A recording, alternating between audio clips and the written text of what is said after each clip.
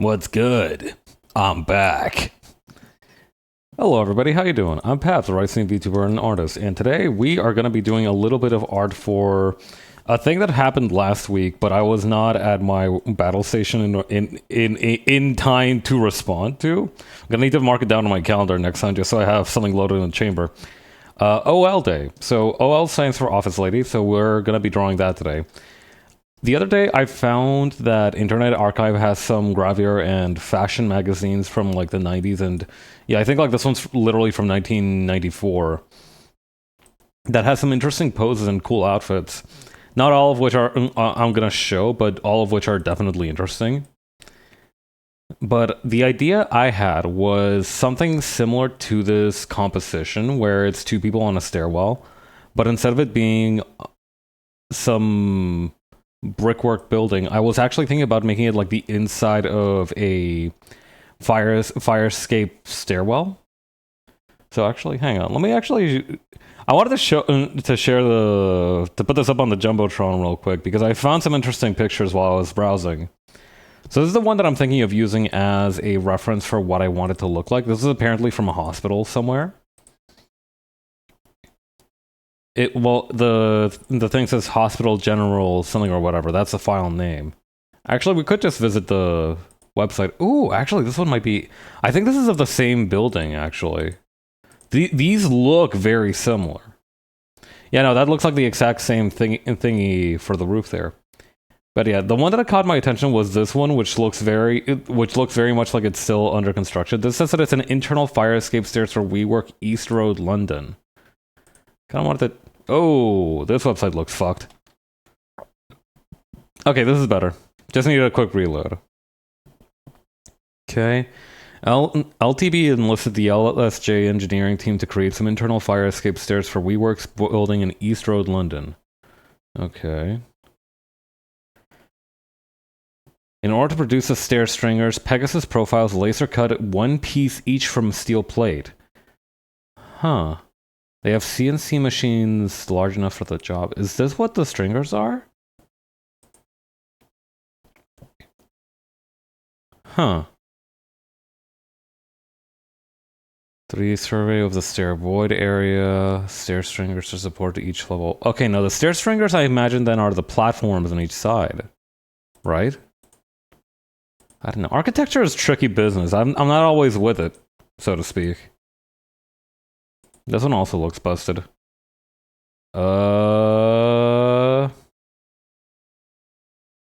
This one is just this page and I can't seem to scroll or anything, so I'm just gonna leave.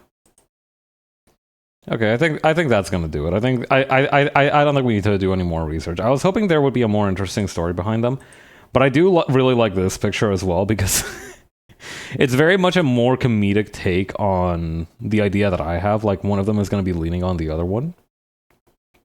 Does it look really funny that it does look sort of like the one on the bottom is being towed along the stairs by the one on the top. But that's enough of that. But yeah, the idea is to make them sort of like this because I feel like that could be a nice little place to escape from the stuff from the day-to-day office stuff. So actually, we could even flip this one to get the desired effect because the idea would be to just have them kind of on this area here. We're gonna have to exclude that quickly moving Photoshop filter. It's really funny how thin the legs look when you move this fast. That guy was schmovin'. Okay, yeah, something like this, maybe? Maybe even bigger. I fear that a lot of the scale that I work at is just too zoomed out.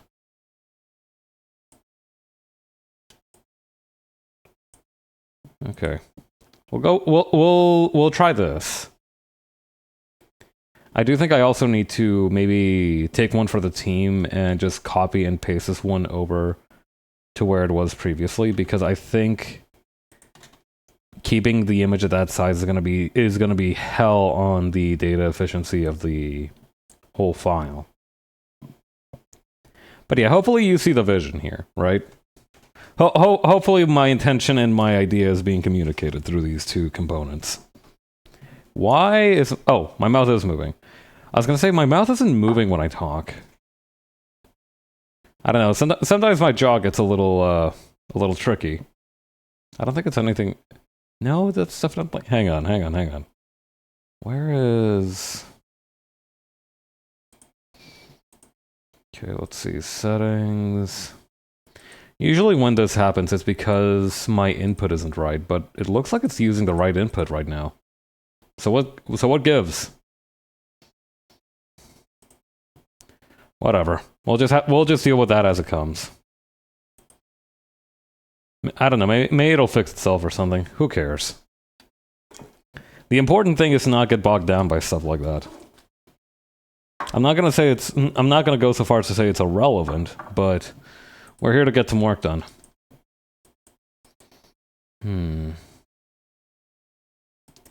I am wondering if maybe I have like a fire escape or something. Hang on. If I look up in my materials, stairs. I have something like it.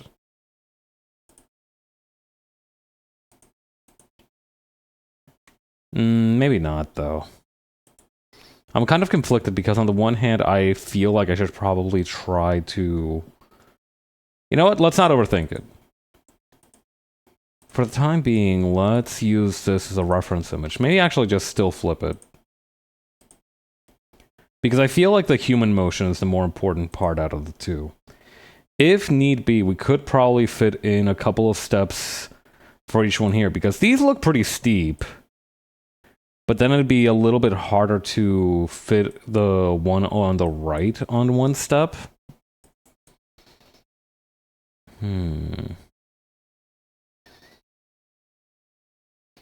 I mean, we could also shift her legs a little bit so that they are more comfortably just in a line. And I think that could be fine. Hang on, let me take a look at these stairs, because these ones are actually kind of nice and long if you look at it closely. Like, I feel like there's a good amount of foot surface area for each one of these. I do think the worst stair combination possible is just short and is just tall and narrow. Or actually short and narrow might be worse. I don't know. Because hang on, let me sketch out my thought process here. So normally you have stairs, and usually, right, they are of approximate ratio, maybe a little bit wider than they are tall. Maybe like this looks like a good solid staircase, right? But then, like, what if it's very narrow and very tall steps? Right? That's also not very good. But is that worse than super short? Wait, actually, I guess it could be. No, wait, no. Super short and super narrow. At that point, it'd be very strange. It'd be like stairs made for toddlers, or like for mice, right? Like, I don't think that would be. I just don't see how this would be helpful for going up. Like, at that point, you might as well just make a ramp, right? I mean, then the other one is... I mean, the other one is just, like, huge steps, which I think is fine as well. What other variations are there? There's also, like, very short and very wide. I like these. This combination of, like, short height but long width, very luxurious feeling. I do feel like these steps actually care about me as a person. I think is that all the variations? I think so. Short and narrow. Yeah, no, there would be 4 because it's like wide and tall but narrow but narrow and short, or short and wide. Yeah, I think we've cracked the code here. So here's what let's do. I am going to first We actually do need to get some work done. I've been waffling for maybe 12 minutes already, which is a simply unacceptable amount of time to be dicking around. The thing is, you need to be able to have fun. I do think that is like a very important part. I think being able to discuss stupid bullshit like this is also vital for having fun. I don't much feel like talking about my trip because nothing really interesting happened on it. I was on a plane for a boring amount of time, went to visit my family, which was lovely, and ate a lot of food, slept a lot, came back. Haven't really been up to much since. So, you know, it's a little bit... Is that the inside of her thigh? Fascinating. Alright. That's the thing with this magazine in particular, is that it has some very bizarre leg positions sometimes. Like, I think the composition of it is nice overall, but sometimes it does feel like they're a little bit pretzeled in there. I don't even know why I'm drawing the toes. Like, those are going to be covered up. But yeah, like, hang on. There's another one from this magazine. Right. Where... Do I still have it open? I think I should be able to pull it up.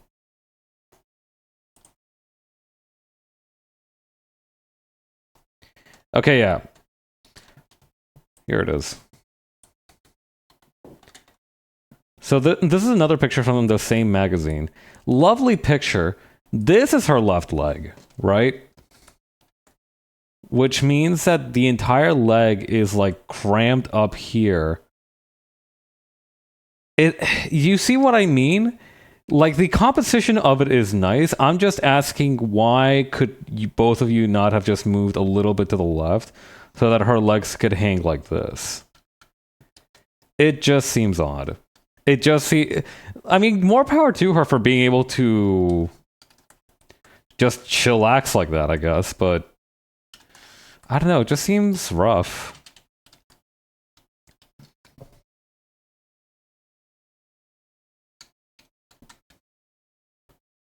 Okay, I think we're gonna have this one looking at a phone.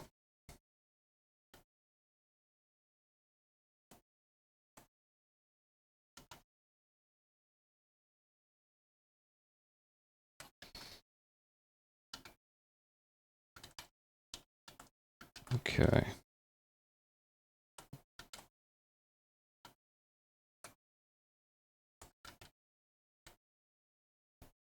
Well, we can figure the dynamics of the phone later. Right now, let's just trace the figure. Really big fan of these types of gloves, though. I don't know, I feel like they fell out of... out of vogue a long time ago, but I think they could make a comeback. I don't know. Based on the 20-year cycle, you know, the 20-year cycle dictated that in the 2000s, 80s would have made a comeback. That didn't exactly happen, so maybe it just had to skip a cycle.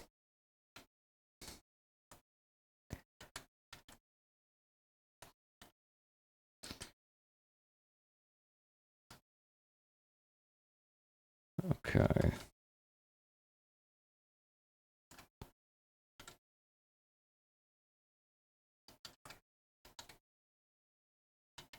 Maybe we could... Okay, I think we're gonna need to actually lower this leg a little bit because she is very intentionally lifting it off the ground. But I want to have it be more like she is leaned up against the wall with like one leg slightly out. Like she's just leaning.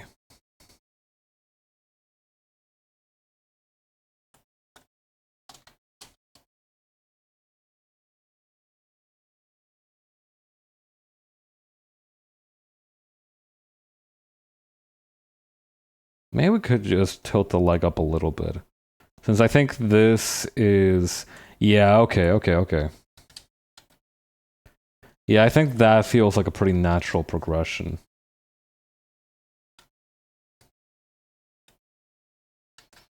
Okay.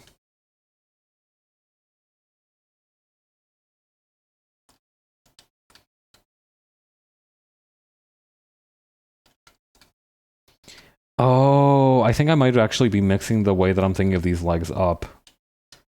because I just try to make this one be like I try to make the right leg also bent, so I think I just need to relax. I need to relax a little bit.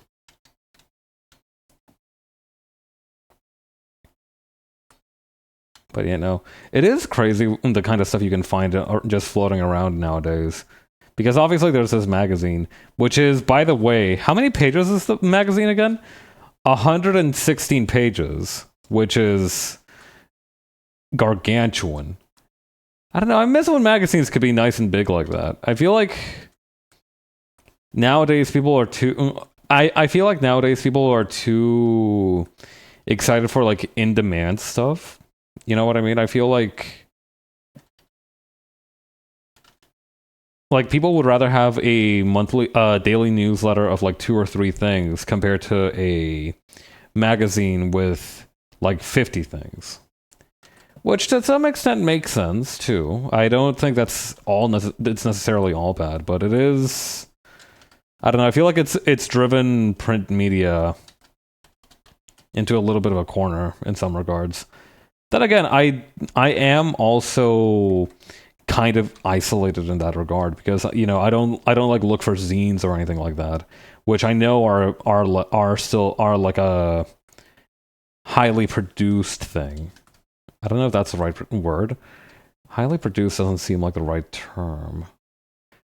Like, I'm aware that people make scenes. I'm aware that people will distribute scenes through several methods, including through web usage, so that you can just print out the zine yourself as needed.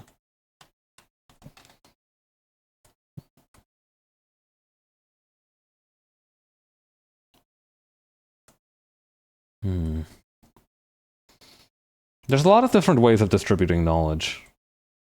For me, I a little while back when I was doing that one thing where I was like putting down notes on what somebody said as like VTuber advice, I had this thing where I briefly struggled after taking the notes. I was like, oh my god, this VOD is like 8 hours long. I'm gonna need to watch through all of this.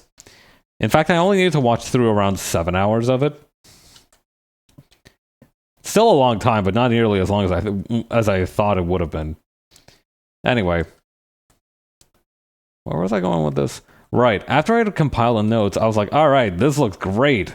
How exactly am I going to distribute this? Because the thing is, well, there's a lot of different ways to put up information. I feel like for just like casual note takers like myself, there's not a lot of good ways to do it. Because the way that I ended up using it was something called Pastebin, which normally people use to put up strings of code for limited access to certain users.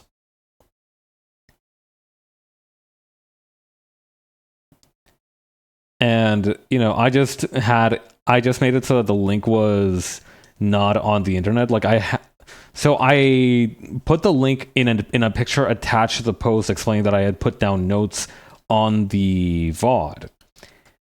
And that's how I assumed people would access the notes. Somebody actually reached out to me a little while back asking if they could put it on Google Docs in a more accessible way. And I had actually considered using Google Docs, but then I got super scared about like, you know, privacy leaks and shit like that.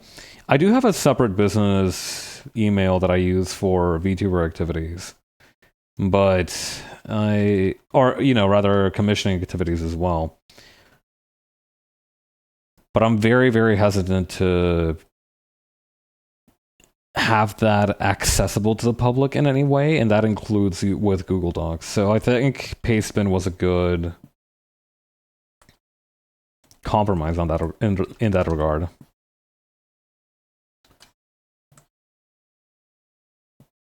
I don't think they actually ended up going anywhere with it. I haven't seen any updates from them if they have, because I only accessed them through whatchamacallit. They reached out to me through Twitter DMs, and recently Twitter's been asking to, like, oh, you need to set up a phone number or something to receive your messages from now on as like a safety feature. And I'm like, no, I'm not doing that. So it's kind of on me a little bit. Oh, they're doing okay. I remember they actually did post a version of it, but then it got taken down quickly for some reason. I don't know why that happened, but well, it's not like I don't feel comfortable asking either because it might have been like, oh, maybe they just didn't want to go through with it. I don't know. It's kind of up in the air. Either way, I've done my part already writing down the original notes, so I'm not gonna dig into it any more than I have to.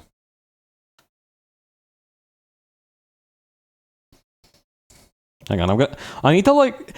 The crazy thing is that looking at your phone is something you do almost every day, but when the moment comes that I have to like mimic the action of looking at my phone, I need to like grab. I don't even have my phone. Oh wait, no, there it is. I was gonna say I don't even have my phone with me, but I actually do.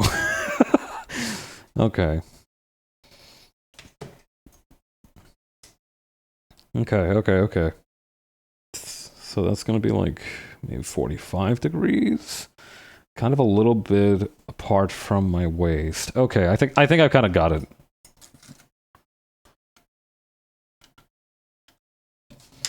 One more time. Okay. Little bit above my right breast. Okay.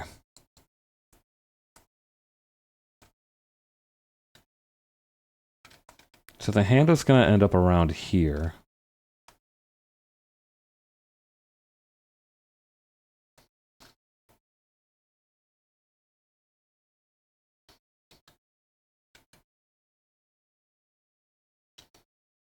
Okay.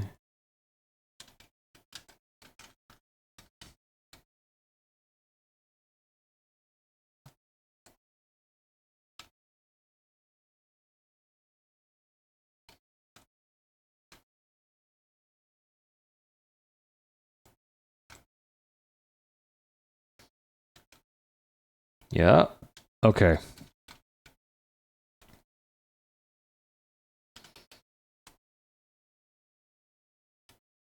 This hand looks a little bit strange. Did I do that correctly? I did it correctly enough. I think I did it too quickly, and now they just look like a gnarled claw. I think I also ended up manipulating them a little bit along with the leg back when I was modifying that, so that's probably also partially to blame.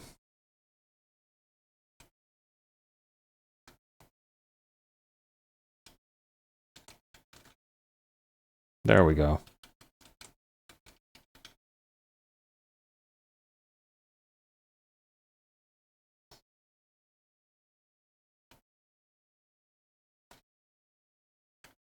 Okay, very nice. This pinky still looks fucked up. I'm gonna maybe just blend it in with the ring finger here. I don't know. What do you... Okay, so the ring is on the left hand, right? What do you call the ring finger on the hand that isn't the ring hand? It's still the ring finger, right? Just colloquially. Like, it probably has, like, some fancy scientific name, like something or other dactyl, but... There has to be something we call it. But that's just my guess.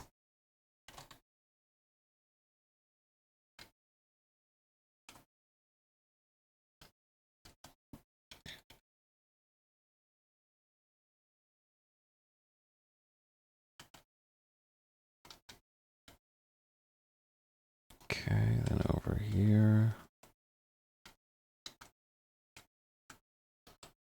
Yes, okay.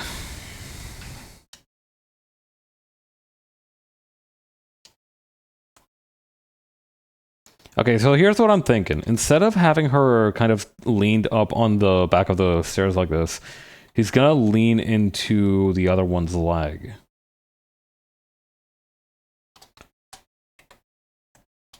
Would it be enough to do the free transform into that?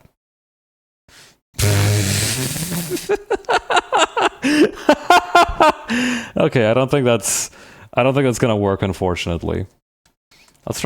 Let's try. Okay, let's duplicate this layer and try that freehand. Or actually, what we could do is also keep the layer below and then have that just be there as reference for the proportions.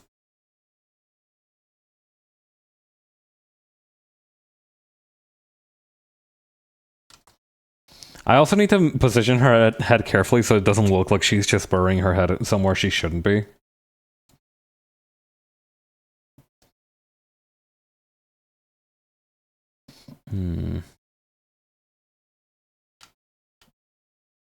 I could also just have her fall and be asleep.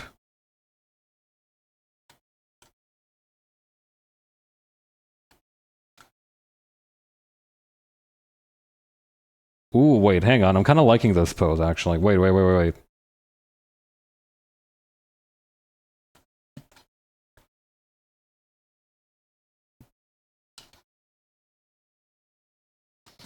Ooh, wait. And then we can put the other arm like this. So she's resting on her elbow.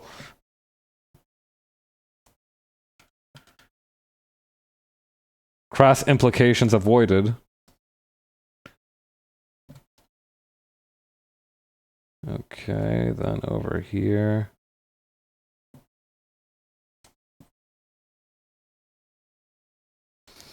Yes, okay, this is it. Gonna need to maybe work on that elbow, though. But yeah, this is it. I think this is kind of what I wanted to achieve.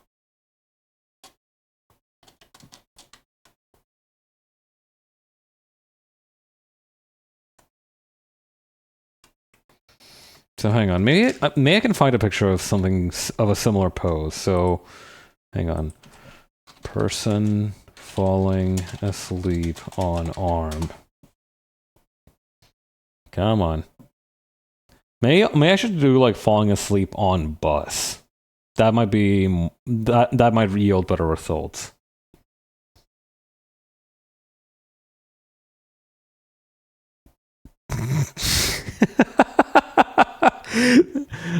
I'm sorry, it's just really funny to me. This baby is conked the fuck out. That kid ain't getting up for at least 30 minutes. Okay, let's try on bus. Come on. Something like this, but more. What the fuck? Sir! Dude, they hit a fast break and this dude's whole day is fucked. But maybe not though, because he does have that one leg up against the window, kind of acting as like a kickstand of sorts. I don't know. Peepaw might be onto some. Unk might genuinely have it. That guy's not old enough to be Peepaw, but he's definitely approaching Unk. I don't appreciate that these photos were probably taken without like the people knowing. But I do appreciate the kind of tenacity that they have just for their own rest.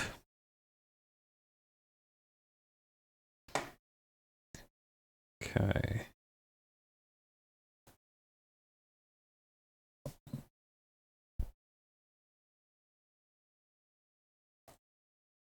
I think this one is probably the one that's closest to what I have in mind, but that's still not... It's not still fully there, but I can put it there. I can make it happen.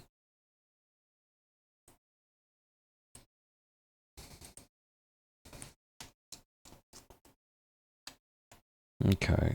So one thing I think is that the arm is much shorter in this position, which makes to me some sense. So it's gonna be more like...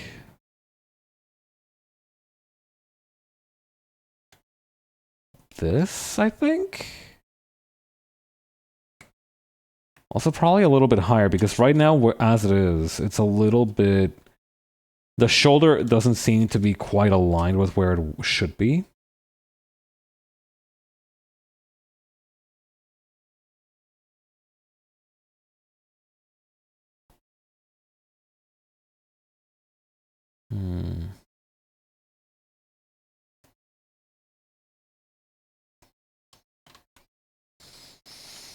Okay. Good, good, good, good. Okay.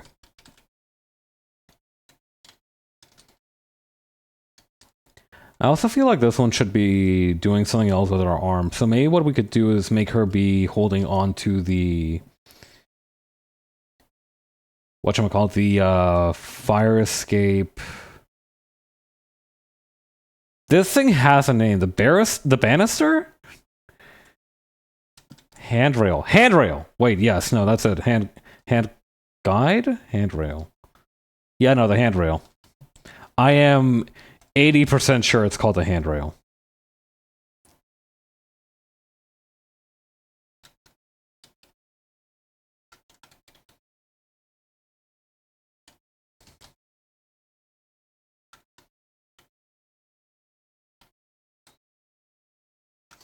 Okay.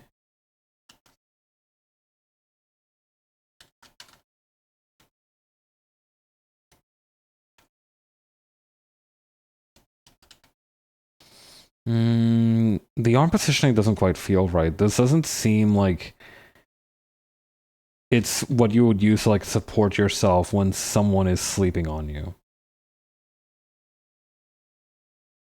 More like, yeah, the shoulder needs to be more at that kind of angle.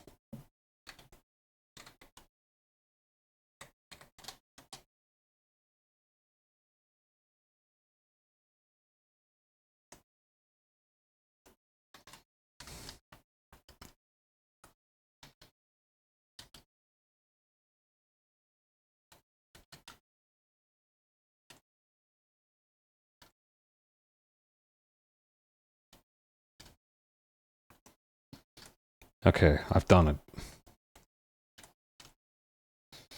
Okay, so now let's try and figure out how the steps are going to work a little bit.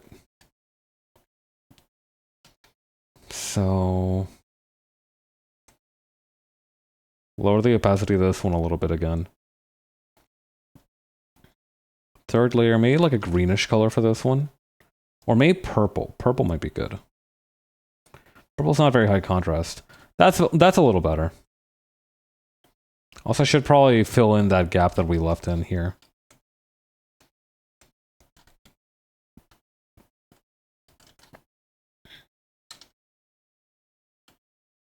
Okay. So with this little finger, I am going to... okay, we need at least this much real estate for this leg to work. So we can actually also just quickly... hang on.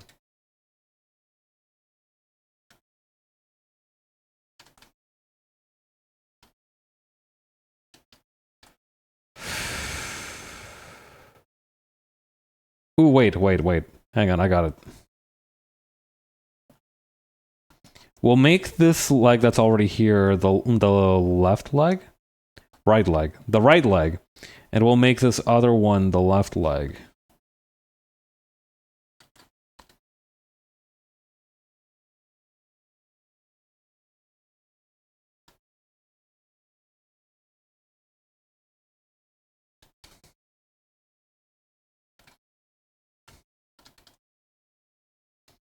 No, but then...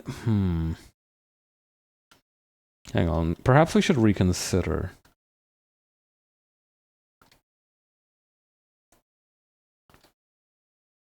Yeah, no, hang on. This looks much more stable.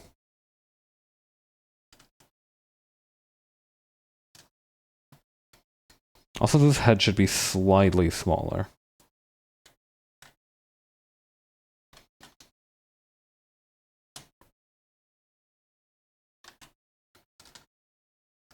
Awesome.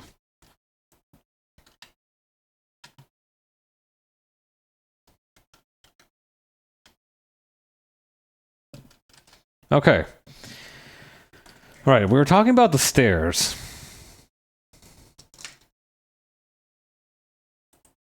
Regarding that, how exactly should we proceed even? Right, no, I was talking... no, now I remember. Okay, so we need at least... whoa. Please bring that back. Okay, there we go. We need at least this much in order for the one here to make sense.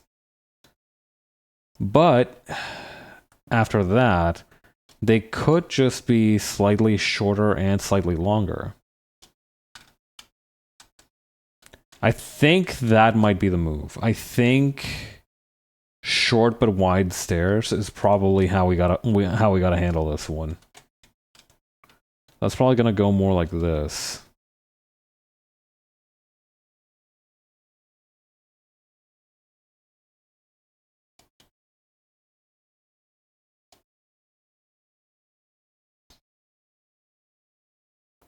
This one's gonna go up like this.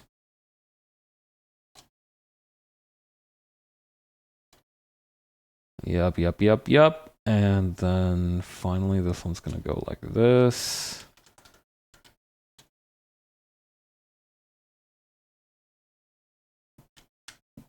Okay. Stairs are looking a little busted, but we can do something about that probably. Hang on. I think this one's just a little bit crooked. I think if we maybe flip this one like so.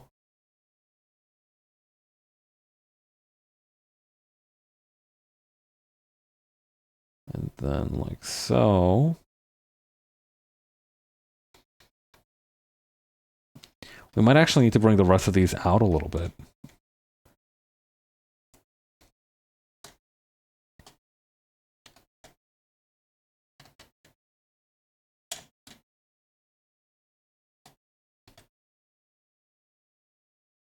Sort of like that.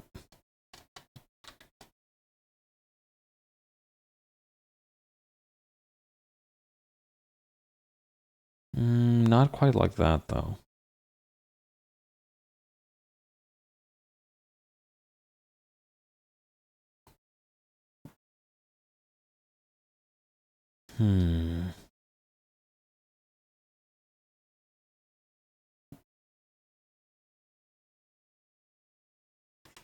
Might have to do something about this particular step as well.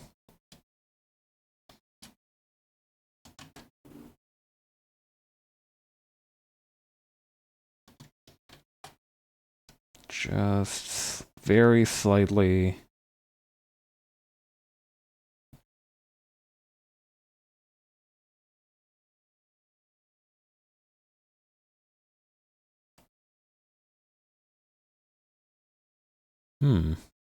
Maybe.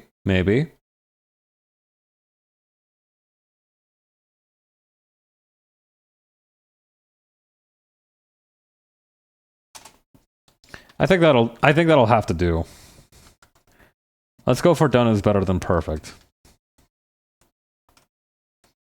I am under the threat of by nobody's hand, by the way. Am I like, I need to reinforce that the threat that I made to myself that I would be blown up into little pieces with the biggest bombs that I could find. That wasn't something that was forced onto me. I chose to accept that fate.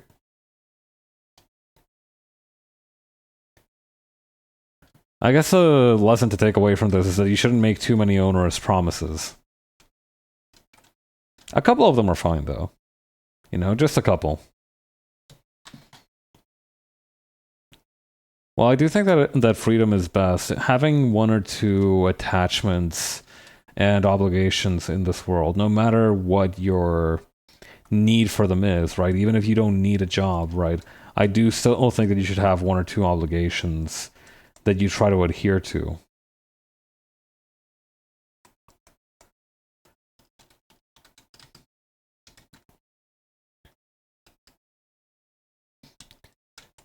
Not really for any virtue reason, but because I feel like if I was in a situation where I didn't need to work, I would still go crazy if I was just lazing around all day, scratching my belly and browsing the web. My brain would probably turn into mush.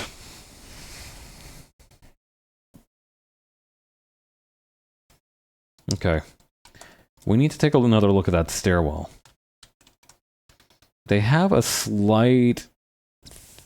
I don't know what to call it precisely.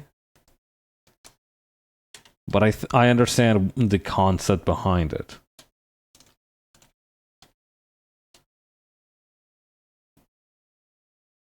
Okay, and then over here.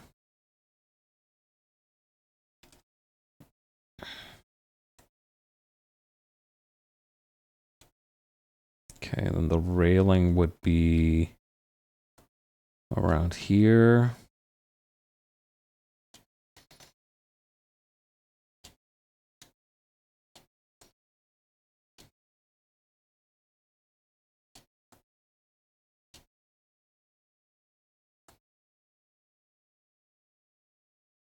Does the railing have stopgaps every now and again? It sure does. Which I suppose makes sense.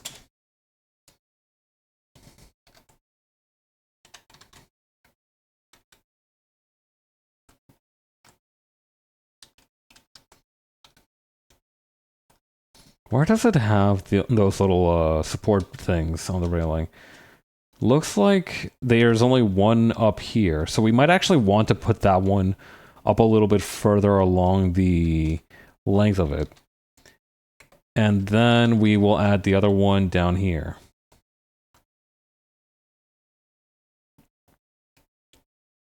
Okay, after that I think it's mostly just mood lighting. Or actually, maybe we could just very quickly add something here. Yeah. Ooh, I think that'll look really nice.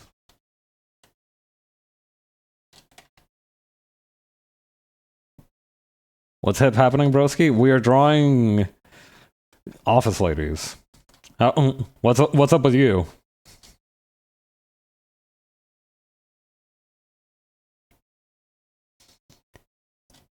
Yeah, no.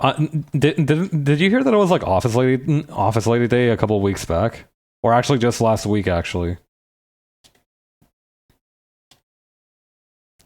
I didn't have access to my drawing tablet, so I wasn't able to contribute to that day. But I'm catching up. Guess I'm watching OLs. Awesome. But yeah, we've basically worked out the whatchamacallit, the sketch for it. I think, hang on. What could help a little bit is probably grabbing these two. And then darkening them so they show up a little bit better.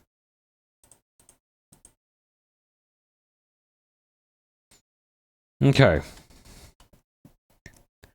I am going to try and draw these freehand to some extent because hang on, I think I'm going to make the one on the bottom left wear a blazer and pants, and the one on the right is going to wear the very classic kind of pencil skirt. I think that's going to be the move. Okay. Let's do that then.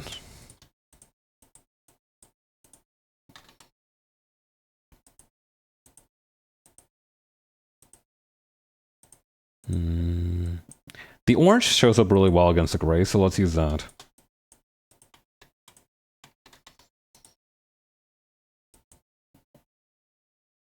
Okay, filter, blur, Gaussian blur. Yeah, that'll do. Okay. Right.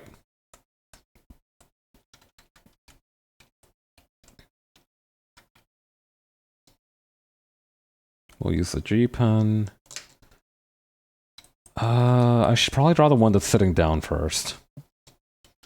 Or maybe I should do the background first. Actually, that might be I very rarely do this, but I do think that drawing the background first might be a good idea this time around.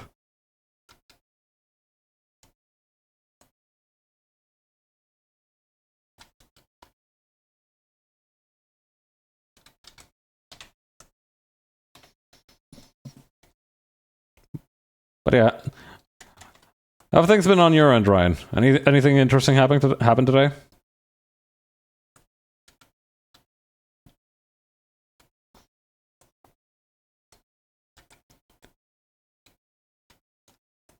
I recently made some cookies. Just had work.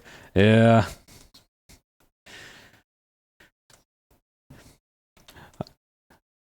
That tends to keep you busy throughout the day. But yeah, since I now have a functional oven again, which is a miracle. My weekdays are nothing special, I assure you. I feel that big time. There, I Oh yeah. Since my oven's working again, I actually made cookies the other day, and I have made. I don't know. It just feels so nice being able to bake stuff again, and it's especially good because the cookies came out really well. It's really funny. I have this recipe book for cookies from like a very fancy heirloom New York bakery, right? Like it's like, okay, these are cookie recipes that my grandmother passed down to me. I sell more than 100 bundles of these cookies every day at my work at my business. You're going to enjoy them. And I'm like, yes, ma'am. Hoorah. I will follow your instructions to the letter. This time I just used a cookie recipe from All Recipes, and it just tasted probably better than the ones I've made using that book. Which, I don't know, maybe I'm just not following the book correctly? I don't think that's a good sign, though.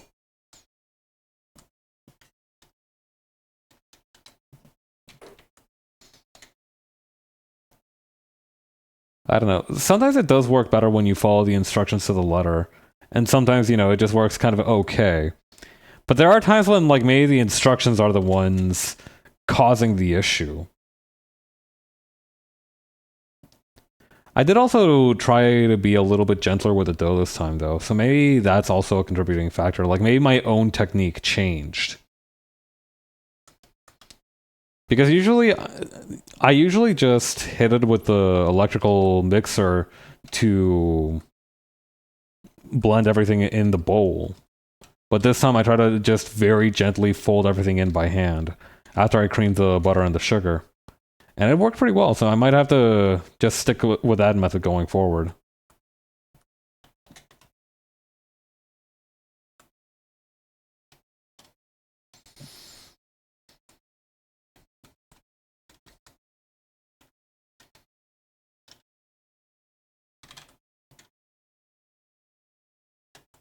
Okay, maybe I should just, like, hang on.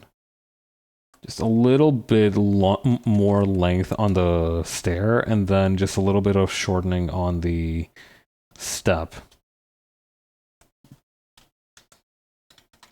I think this is working.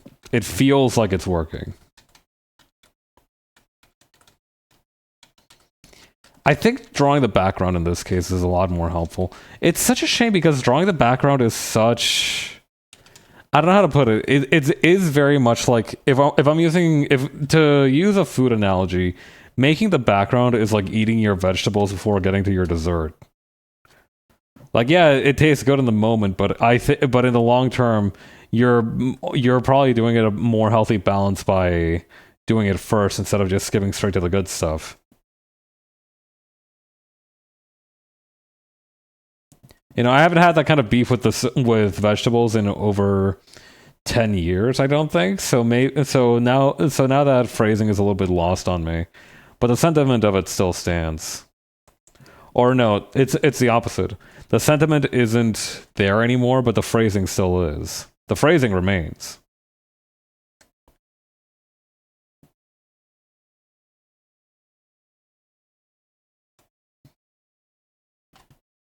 Okay, let's put this like so.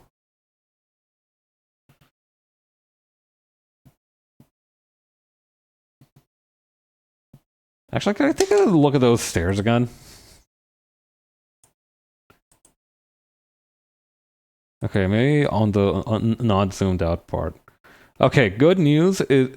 Wait, do they have an inside incline? Nah, come on, that's... No, okay, they don't. Okay, looking at it from this angle, they don't. But I thought for a moment they had some kind of funny business where the bottom of the step was, like, dented inwards.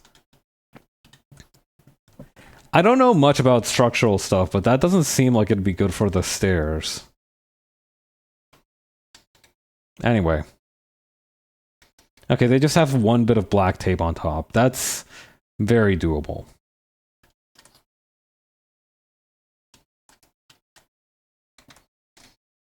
Okay. These are tricky stairs for funsies. Well, I guess if your stairs are tricky, it's only fair to warn people appropriately if they are. Hello, Common. How you doing? Honestly, I do think that some stairs are meant to make it more joyous to interact with your environment, you know? Like, there are stairs that you just feel are made well and solidly. But there are stairs as well that make you feel like whoever made them wants to kill you a little bit. Or maybe a lot.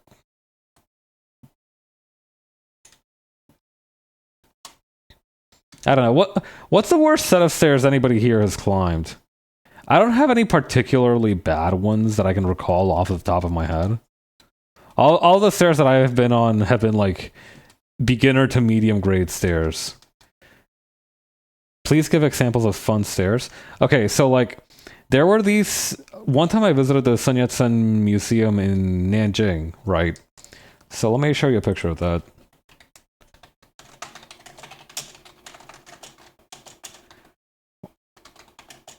Or may it's not the museum. It's something related to Sun Yat-sen though. Oh, it's not the museum. It's the mausoleum. Right.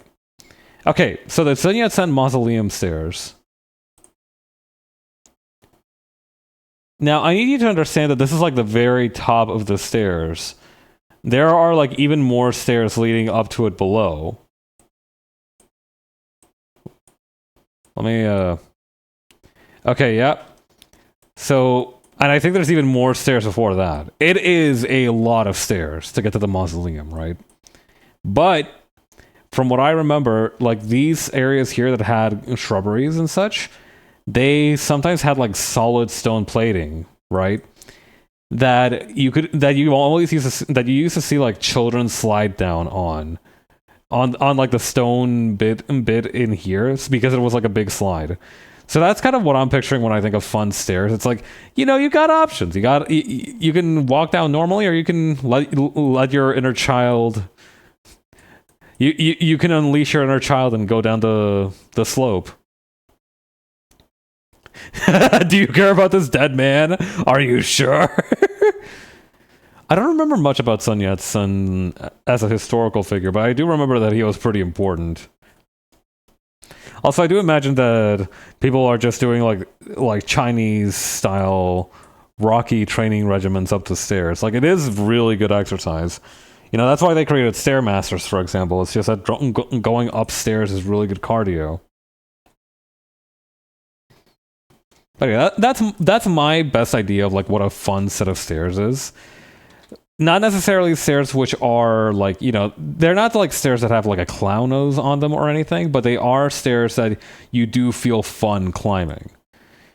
Okay, maybe not fun, but like they're memorable. They are interesting in some way.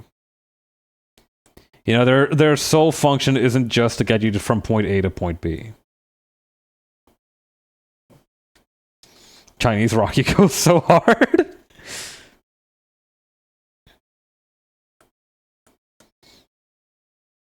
You know, come to think of it, I don't know if there are any Hong Kong. You know, there is a lot of rich history of Hong Kong action cinema, but I don't actually know if they have any movies that are just purely about boxing. In a lot of the stories, martial arts are just a tool for the characters to use, right? Like it's not this guy is a martial artist and this is a story about martial arts. That's very rarely the case. It's more like this guy's a detective, or like, you know, this guy does this thing for a day job. He just happens to be really good at martial arts, and he uses that to advance the plot somehow. Which makes a lot of sense, because if you think about it, martial arts has never been particularly profitable. Even back in the day when like swords and fists were like the reigning style of murdering people, right? I imagine that a lot of martial artists still needed like day jobs to pay to pay. Okay, I'm not gonna say keep the lights on, but definitely to pay the bills.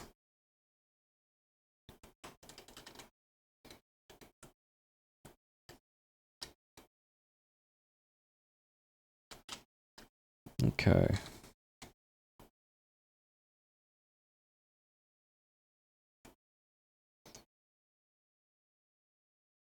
Okay. No. You know what? This one step is going to be hidden anyway by the two figures, so I'm not going to worry about it very much.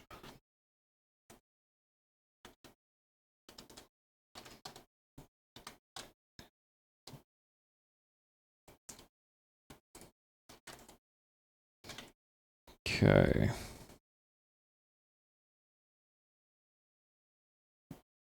It's fine. Yay.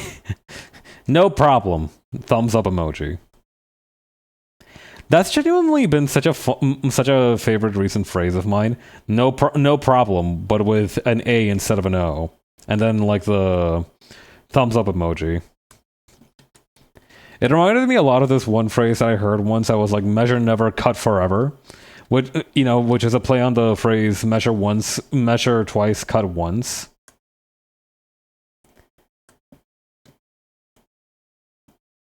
I don't know. It has a certain vigor to it that I find very, very endearing.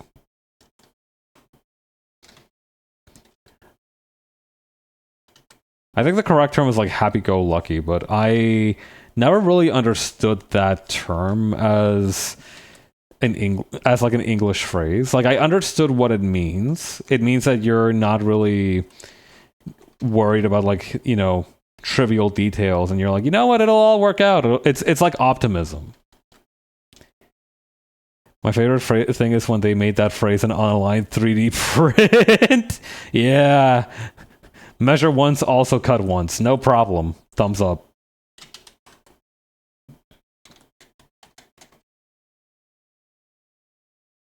I don't think the thumbs up was preserved in the 3D print, but you can't have everything.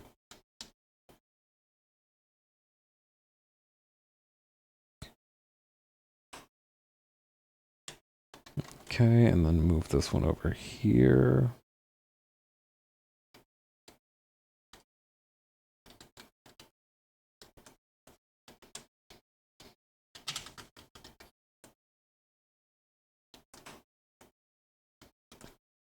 Awesome. Okay. Can't 3D print a thumbs up? What's the point? I mean, we can 3D print a bunch of other stuff, though. I remember I actually 3D printed a medallion back in middle school. Like or was it high school? I had like this shop class. No, I think it must have been middle school. The school that I went to for middle school and high school was, first of all, an escalator school, so I was able to go to the same place for both of those. But also, it had really nice facilities, and among them was that the students had access to a 3D printer. Now, it's not like you could go hog wild and you could just like be 3D printing stuff every hour of every day. But you could requisition a little bit of use time for it, and we got an opportunity to use it as part of like shop class, basically, which was a lot of fun. And I remember I made myself a little 3D printed Pac-Man medallion because I had no idea how to use like MakerCAD or whatever. And that was like my best idea for something that is easy to print and hard to fuck up, just because it's very basic shapes all around.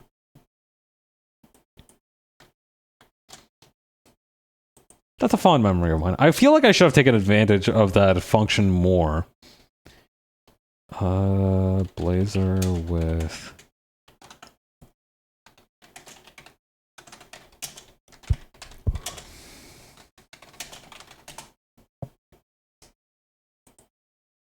Okay, this'll do.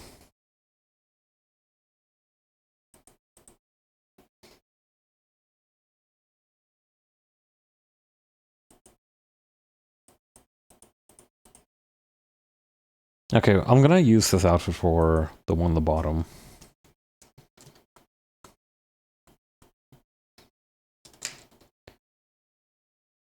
Maybe not, though. Trying to find one that has, like, a blazer with pants for one of these. This one actually looks nice.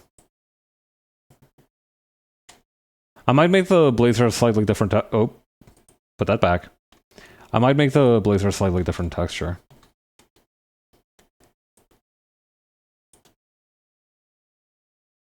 I don't actually know what ended up happening to that medallion.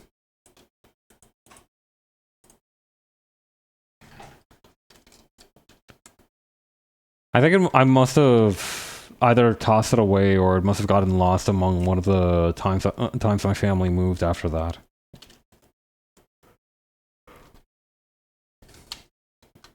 Okay, so the pants are a little bit tight on this one, so I think it's fine if we kind of just follow the leg lines.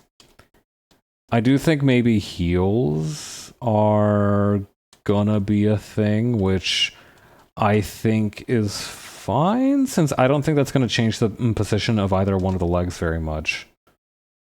Always sucks to lose things in a move. Yeah, but to be fair, my family had a lot of things, and honestly, it was a little bit of a problem. I'm not saying it's good that we lost it, but I am saying that, like, you know, we managed to keep the most important stuff, so I'm not too worried about it. I don't think I had a whole lot of sentimental attachment to the medallion. It was a knick-knack like a lot of others. But you're right. I do think it is frustrating when it happens in the moment.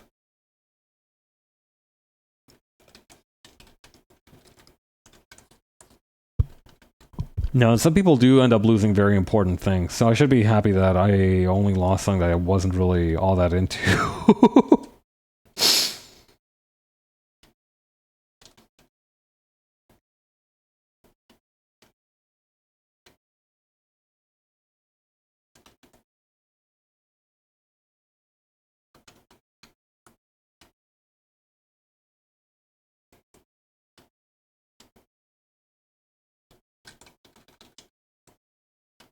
Okay. I don't have much attachment to the medallion. Me, when I break free of the curse the medallion put on me? Fuck, you're right. That would have been an insane bit to just have in the back pocket, just having a cursed medallion that happens to look like Pac-Man. That shit feels like something out of Scott Pilgrim. I can feel it now. Like one of the secret boss ex-boyfriends is some dude who actually like won a cursed medallion at like one of those ticket prize machine places when he was like 10 years old, and it gave him sorcerer's powers. But now it's like, you know what? Maybe the medallion. You know, I'm getting 20 years. I'm getting up there in my 20s. I don't think I'm allowed. I should be reliant on the medallion any longer. I don't think I'm getting too old for the medallion, unfortunately.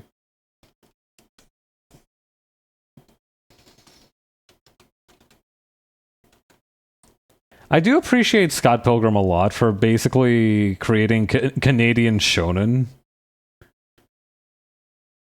You know, I thought I couldn't live without that medallion, Swirls Wine and Glass. But it turns out that medallion couldn't live without me. Takes a big drink. Fuck, that is really good. I lost everything in my divorce with the medallion. The medallion... the medallion took the kids! Oh, fuck.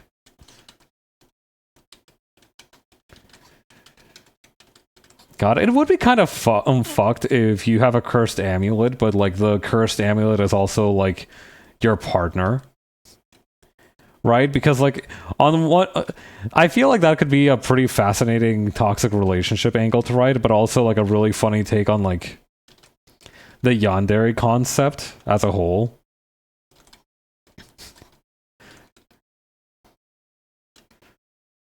Your medallion isn't cursed, bro. It's just it's just jealous whenever you talk to anyone else.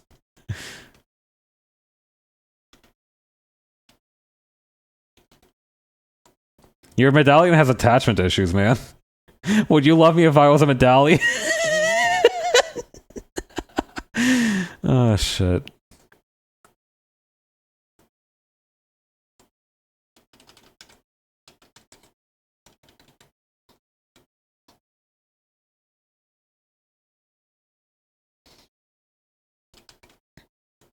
Medallion is a good-ass word. I don't know. Very, very satisfying kind of mouthfeel on that sucker.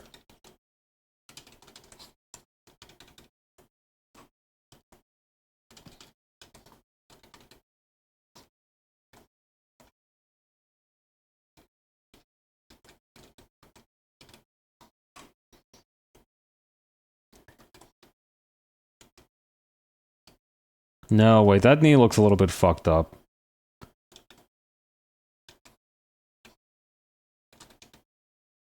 Yeah, let's straighten out the knee a little bit. Or maybe, hang on. Yeah, hang on, let's take another look at that reference picture real quick. Okay. Oh, huh. Okay. I think I got it now. So it's more like the knee is right here.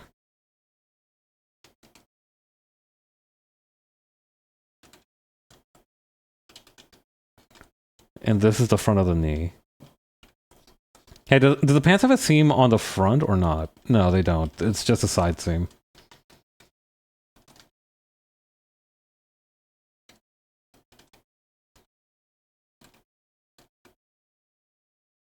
Okay.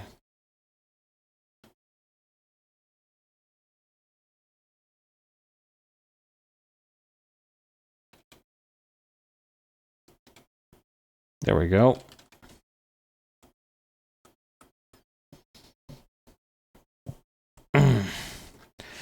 I just had to straighten my back out real quick. Everybody check your postures.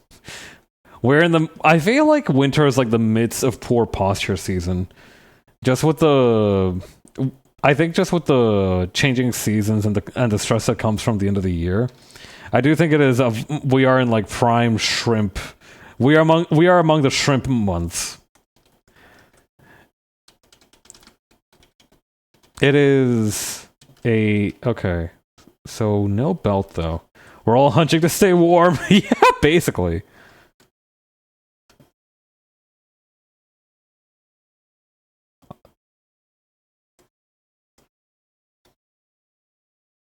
Okay.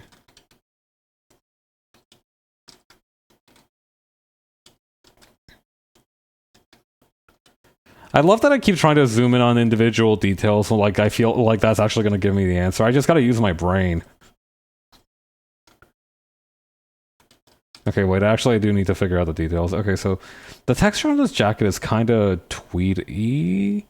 I guess it's a blazer more than a jacket. Okay. I think I am just going to go for a traditional black blazer. I think that's gonna be the move.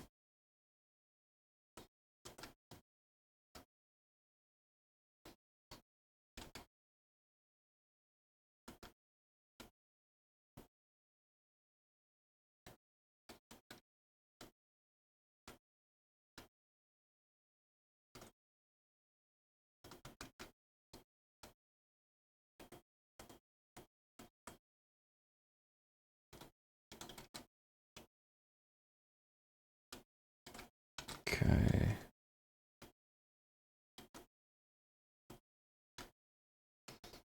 Actually, what tips does everybody have for staying warm? Because I genuinely have just resorted to increasing the heating in my house.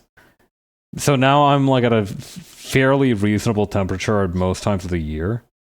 Like, I've just gotten comfortable touching the thermostat, which I did think I wasn't comfortable doing before because 90% of the time I felt like whenever I touched the thermostat, I would irrevocably break something. So I stayed away from it for my own good.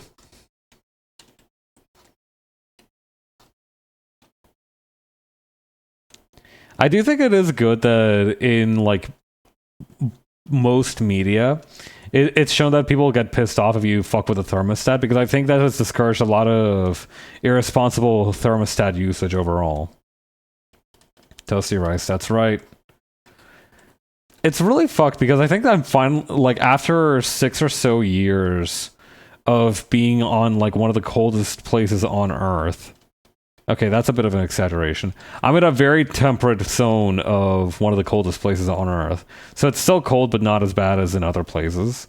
But yeah, after 6 years of that, I've somehow finally gotten used to the weather, and it's fucking me up a little bit because not only am I not used to being able to cope with it, but I'm also not used to... I don't have much use for a lot of the precautions that I have anymore either. Like, I have like this very nice thermal poncho blanket thing that I can't use anymore. There's a certain amount of asceticism one must strive towards in order to save money, and not fucking with the thermostat is but one step. That is true. I don't know. I think I mentioned this before. Also, hi, Michelle. I haven't talked about this before, but I have been low-key considering the appeals of like a monk's diet just for that sort of asceticism.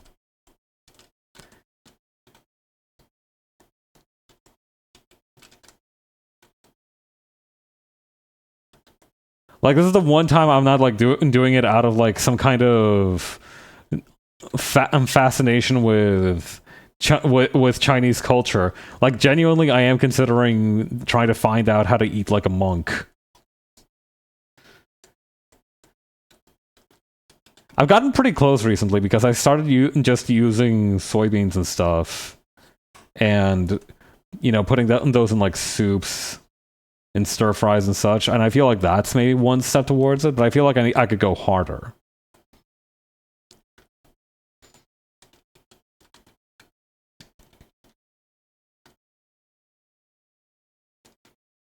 We can get more monk.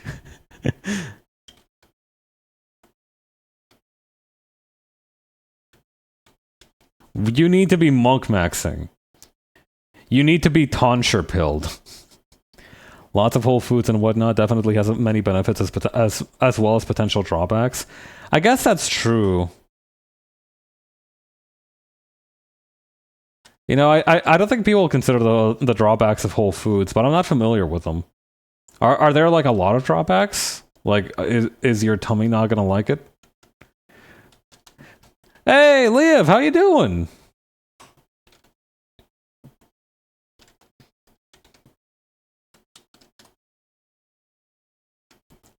I'm glad I was able to talk to you too. How have you been? How do you feel being a year older? It was Leo's birthday yesterday. Everybody, can we please get some happy birthday, Leo, in the chat?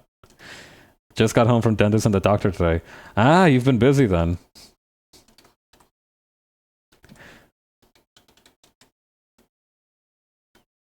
Yeah, taking care of yourself. Did the visits go smoothly? I hope they did. When it turned 12 a.m., my back decided to ache. Oh no. It's happening already. You're becoming older by the second.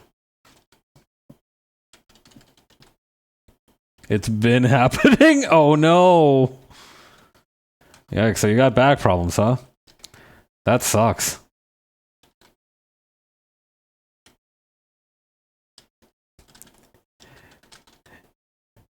Old Max. I don't know how you would old Max, honestly, because like both were good. I had a bit of a spam, but I'm glad I only have to finish seeing the dentist this month. Mostly time spent cooking and prepping, but the shift from a bunch of processed foods to a lot of whole foods can cause initial tummy distress, but that can also just be mitigated by incorporating it slowly.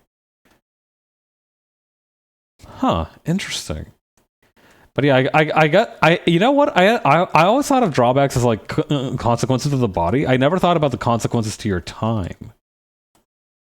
Because yeah, you would spend more time just like meal prepping and putting stuff together.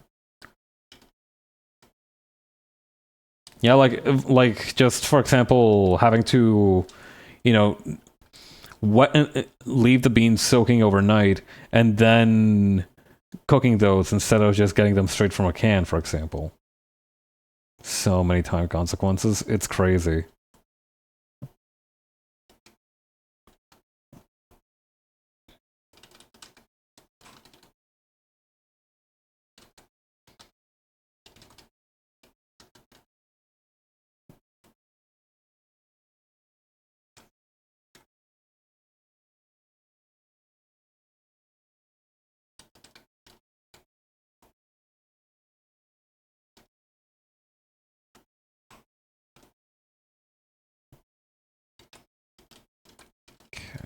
So we're gonna have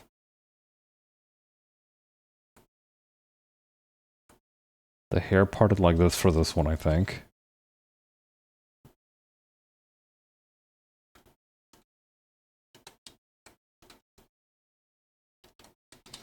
And a hair clip there.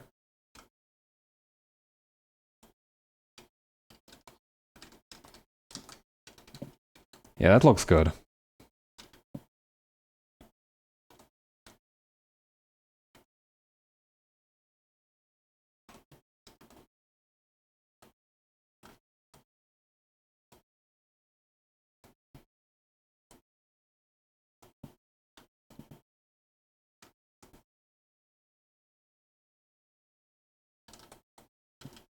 Okay, and then maybe the hand almost like peeks out from the back through here. I guess cooking is a big part of monks' lives, but they also got time to do it too, don't they? Like the guys who make beer. Yeah, that's true.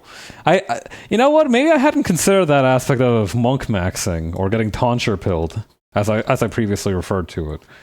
Because like those guys have fuck all to do except illuminate scriptures and praise God.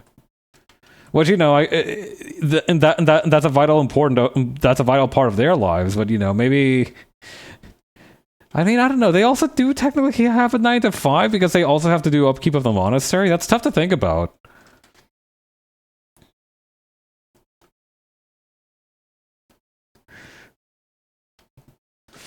In my mind, the two most classical activities for monks to do is to fuck around with crossbreeding peas and illuminate scriptures. And also maybe sweep the halls. Those are like top 3 monk activities to me. I'm not sure what else would be required in the maintenance of a monastery or a temple.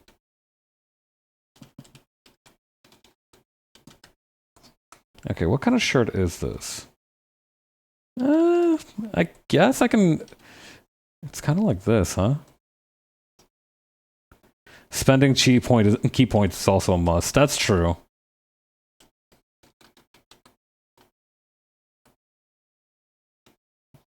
Have you seen the stories of people who go to temples for a month to do a technology cleanse, but they come back having gained like 10 pounds? Okay, I need you to clarify this for me. 10 pounds only muscle or 10 pounds only fat? Because I think it'd be really funny if like the monks just like go like, a technology diseased outsider, come, we must feed you profiteroles. Apparently the food is really good. Really? Fucking awesome. I love that. Awesome. You know what? That is something I hadn't previously considered in this equation also, is that nobody does hospitality like monks, I feel like. I do feel like, yeah, because like I feel like the monks have like a very strong sense of hospitality. It makes sense for them to have that. Of course they're fucking stuffing their 1-month guests. They were shocked because it was all vegetarian or vegan, but they just ended up getting thirds because it was so good. Fuck yeah. Awesome.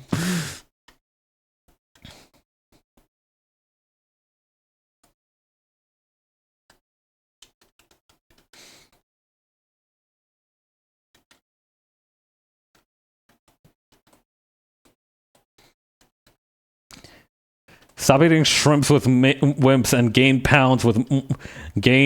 bulk with monks.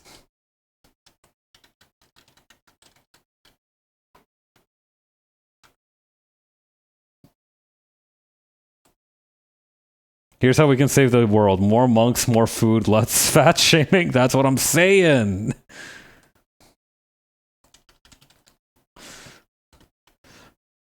I went to the BBM monastery.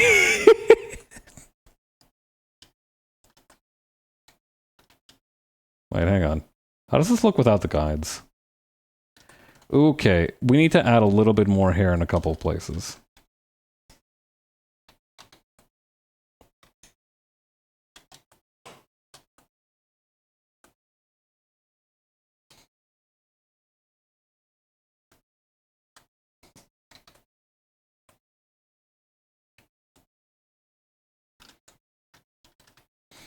One of the best things... I mean, the Buddha looks like that for a reason, you know. That's the Buddha eye, technically. But yeah, I understand what you mean. One of the best things I ever had was tomato pie, not a pizza. Similar. I do have the. Okay, for a minute I was worried that I had my mic in the wrong position. One of the best things I ever had was tomato pie, not a pizza. Similar, but it's more of a savory pie than a pizza as you would think. With tomatoes we grew, and my god, it was so good. You're all reminding me of the importance of locally sourced ingredients. That's true as well.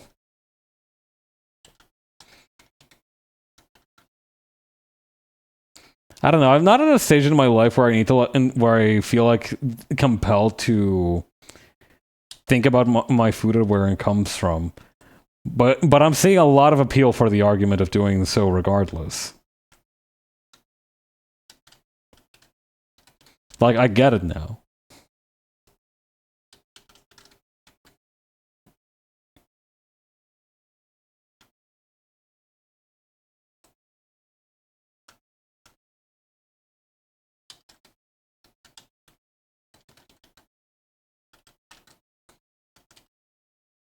Oh yeah, I should probably finish this other hand, huh?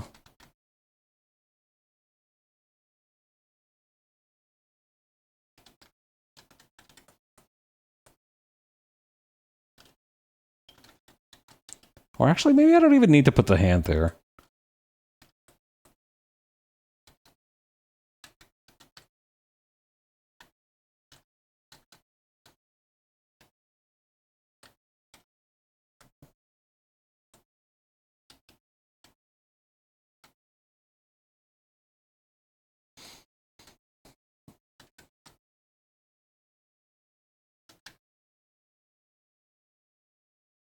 God. I do also really enjoy the knowing more about monks because it also shows a very it has like it paints a certain image of like a very self-sustaining community to an extent. Like obviously not monasteries are not like fully self-sustaining, but I think they are self-sustaining to a great degree. And I always find it very fascinating to find out more about that.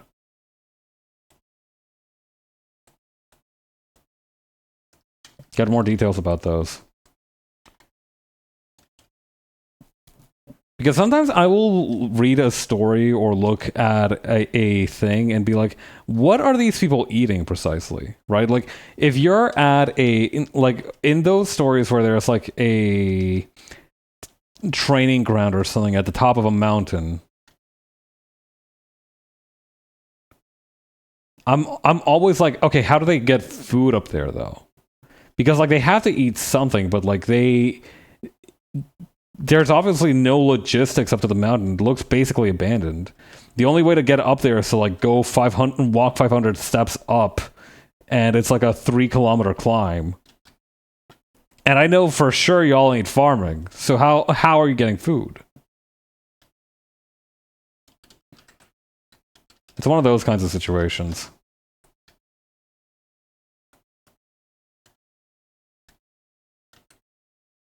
And I know I'm supposed to ignore that to some extent. I know I'm not supposed to think about it too much because that's not what the actual crux of the story is. But it still bugs sometimes. Like sometimes it's very egregious. They create it out of thin air. Yeah, that's the one part they don't talk about is that monks can just manifest wheat with telepathic abilities.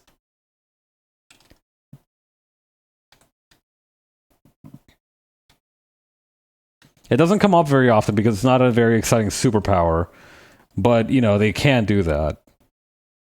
Wish I could do that. I don't. What would be your like number one grain to manifest? Because wheat is pretty classic, but I feel like it does need a lot of processing before it is edible. You know, so you could make the argument that a lot of oats is a really good choice, honestly. So I can milk them. Very wise.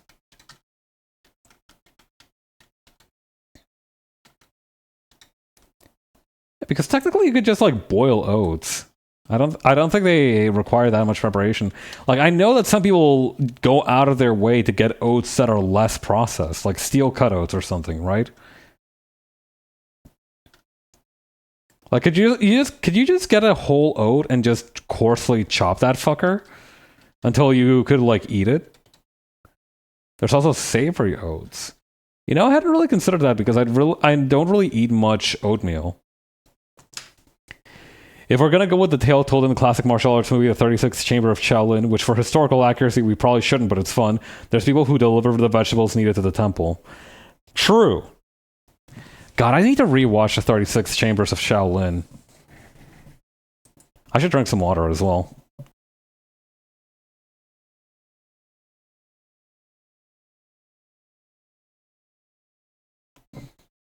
This is a side quest in Skyrim, I remember. Like that one dude who's like, ah man, those old fucks at High Hrothgar need some vegetables, but I'm too old and my knees too fucked up to make the delivery. Hey you, the idiot who killed a dragon, do you want to go do it for me? And you're like, boy, do I ever.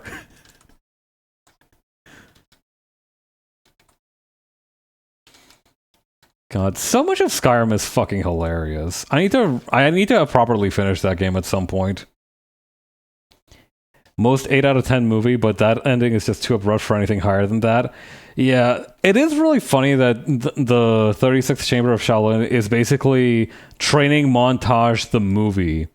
Until like they suddenly figure out, oh hey, we know how to cause a flower explosion. And then they do that.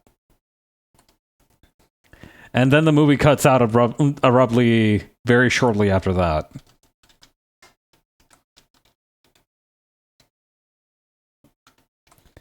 That reminds me, there was a guy who went viral for hiking with an Uber Eats bag and now spends his time hiking with different food places uniforms for the lols. Fucking awesome. You know what? That will get my ass too. Like, I feel like... I feel like I would just be... I feel like I could be hiking up a mountain one day and I just see some dude with an Uber Eats bag. And I'd be like... What the fuck? That is an S tier bit.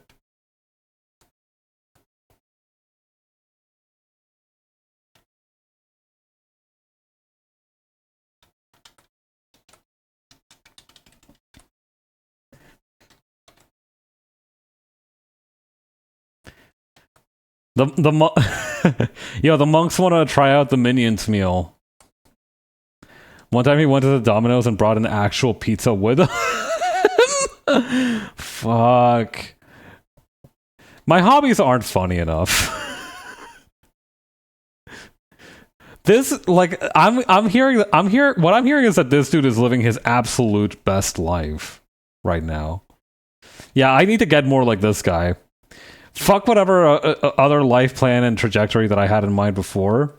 I feel like I need to get more like this guy.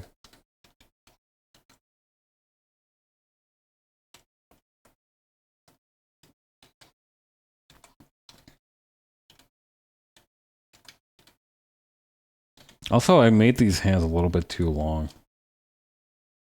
The palm's too long, the fingers are slightly too short, I think.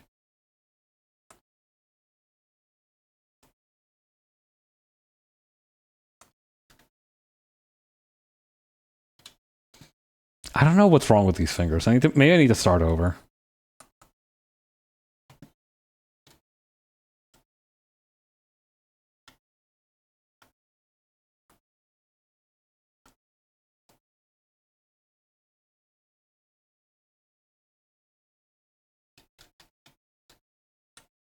Something like that.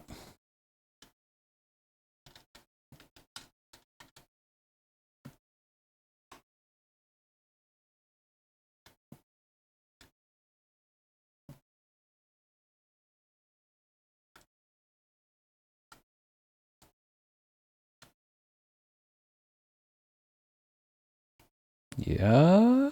Yeah, okay.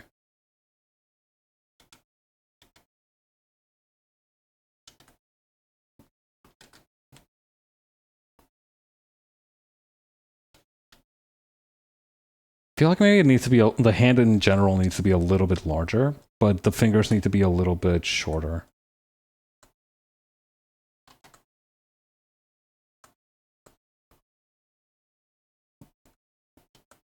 Especially the thumb. I think I made the thumb way too long.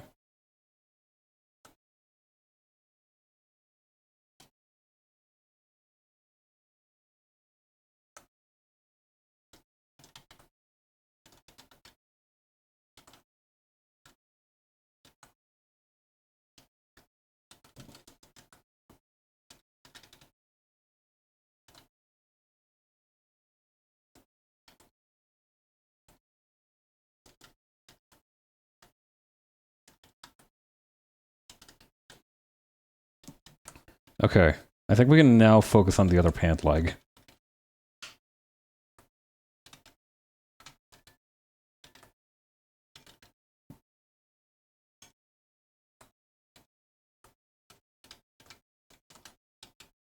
What's the... Okay, the cerebral ends there, so I can't go too further out with the shoe.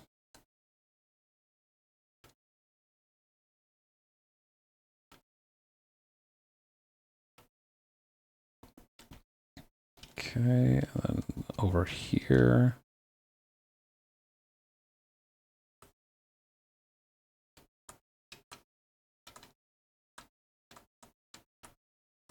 Yes, all right.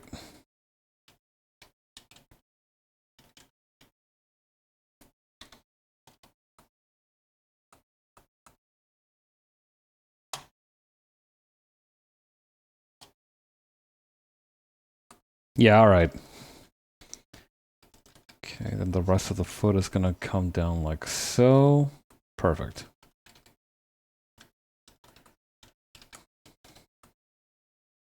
Yeah. Since I've gotten back from my trip, it's really funny because since I visited my brother's house, this happens every single time I visit his house, because my brother and his partner have their house set up so fucking nicely. Like they have like such a good sense of interior decoration. Whenever I come back to my place, it always just fills me with like a sense of shame. But that's good because it motivates me to like actually get like interior decoration stuff. This is all to say I ended up buying a fake plant the other day. It's not too big, thankfully. It's I don't know, maybe like the size of a keyboard, a little bit bigger than a keyboard. Maybe that's not a good reference. It's a little bit bigger than a calendar that's been folded out. No, but calendars can be small too. I don't know what's a good comparative size to compare it to. But yeah, I got myself a fake plant and some throw pillows for my couch. So I'm hoping those will at least try somewhat civilize my state of my conditions for living.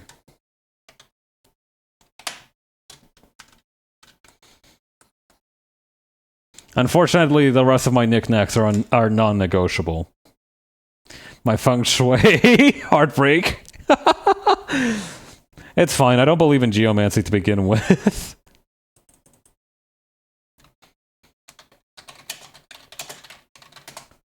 Okay. And I think for this one, we're just going to go with a very classical pencil skirt and... Hang on.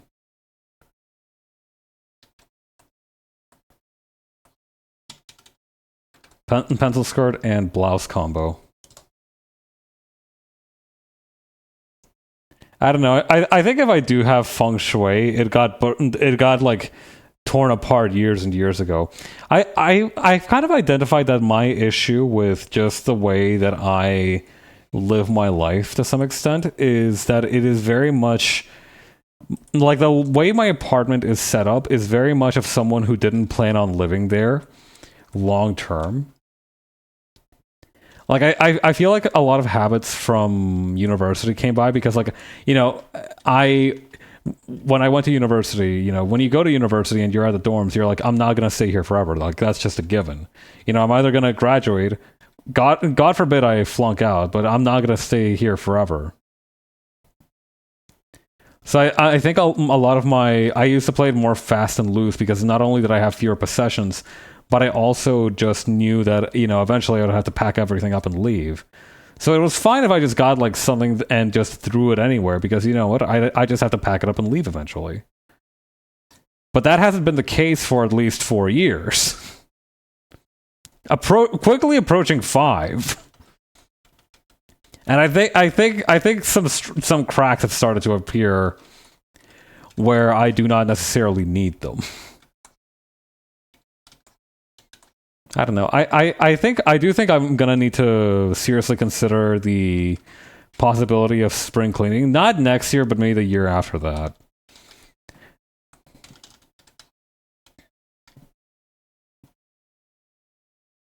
People are saying even if you're planning to stay short term, you should still decorate to your liking. I see the value in that. Yeah. I think 9 times out of 10, having a planned way to live your life is still is going to be superior to basically winging it. Because even if you have to scrap the plan and start over, you had some structure, you had some purpose. Things had a place, and you had a place for your things. But if you don't have any plan and you don't decorate to your liking, you're just going to be kind of... Things are just going to be kind of unorderly and miserable until you decide to change things. So you know what? If you're one of the people who like gets excited about interior decorating and is like, I know exactly how I'm going to make my apartment look once I move in, good for you. That is incredibly powerful.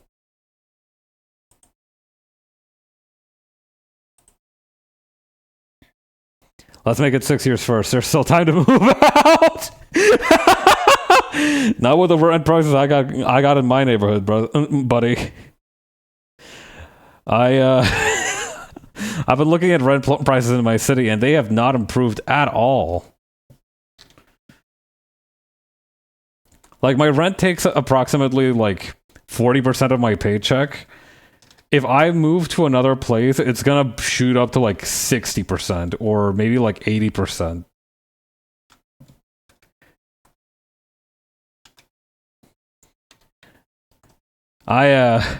It's not looking good. In fact, I'd say this housing situation in this city is kind of cooked, but you know what? Where is that not the case these days, right? I feel like no matter where you go, the housing is just in crisis perpetually.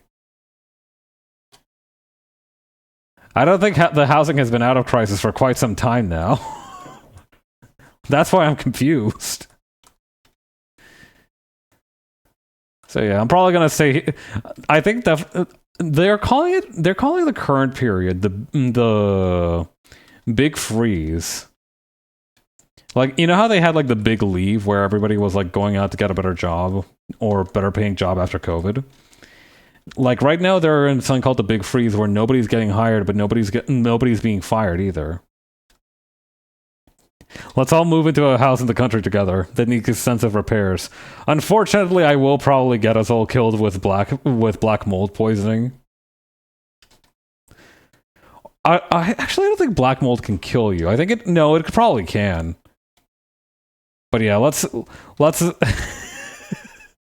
I appreciate the vote of confidence, but I feel like something unfortunate is definitely going to happen in that house related to our relative cumulative lack of experience with housing and repairs related to such. I don't know. I can see the appeal of a fixer-upper because, like I said, it kind of forces you into that state where you're thinking about how to live your life. Made immortal by my black mold exposure. I think this is what happens in the Neo Resident Evil games.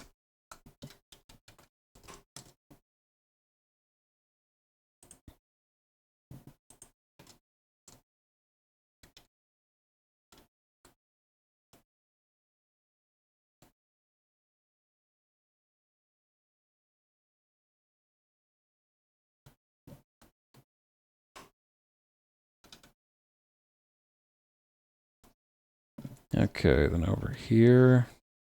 I don't think black mold can kill you, bro. That's the first sign of black mold, and I'll check your walls. Slash J. I mean, I don't. I am a little bit worried about my walls. Like I've mentioned before that they've actually started doing construction work outside of my building. So I do think that if I'm ever gonna get mold or any kind of like household issue, it's probably gonna be sometime in the next 6 months.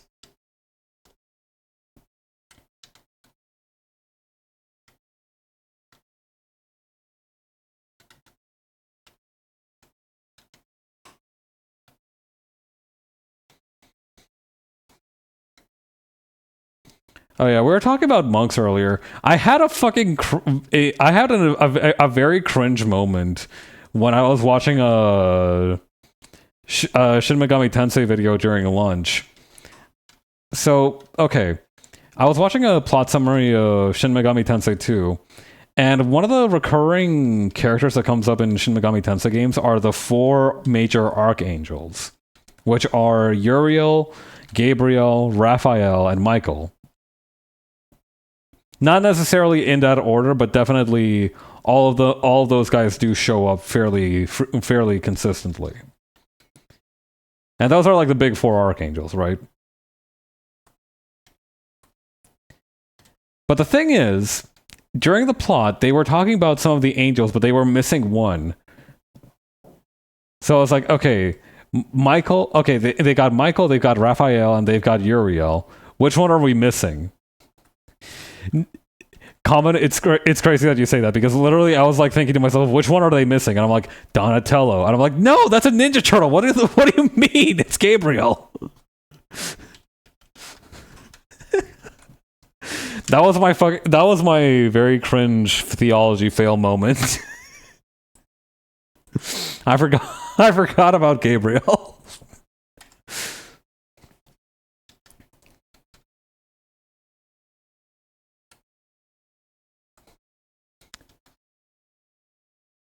I had to look it up.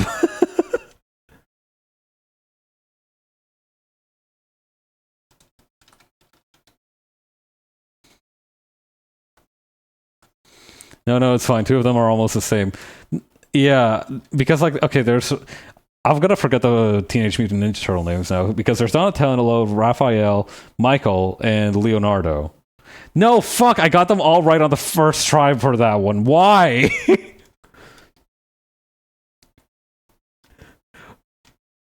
I don't know, I was raised Catholic for a significant amount of time, and I've only watched like 5 episodes of Teenage Mutant Ninja Turtles. Like, it just doesn't make sense. I mean, to be fair, I feel like the archangels don't play a lot into mainstream worship. They are like theological principles and like information and lore, but not they don't necessarily come into play with normal practice, though. The turtles are a universal constant. That is why they say it's turtles all the way down.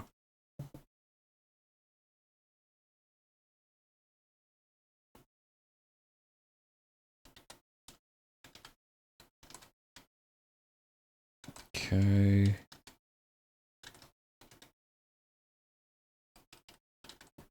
But do the 4 archangels have a theme song that slaps? Checkmate.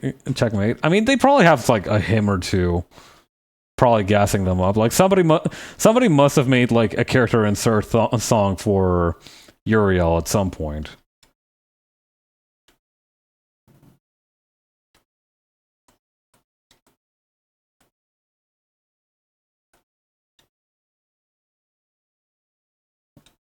Like, we have feast days for most of the saints, and we gave a bunch of them a bunch of different patronages. So I'm guessing at some point somebody must have been like, maybe Dante even was like, you know what, we should give each of the archangels a theme song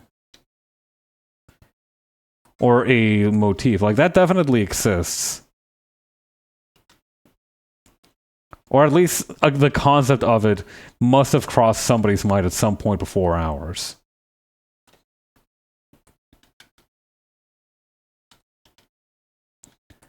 Listen, here's the thing about any kind of world religion, most religions, broadly speaking, is that once they have sufficient traction in the public consciousness, they're gonna get a little chuny with it.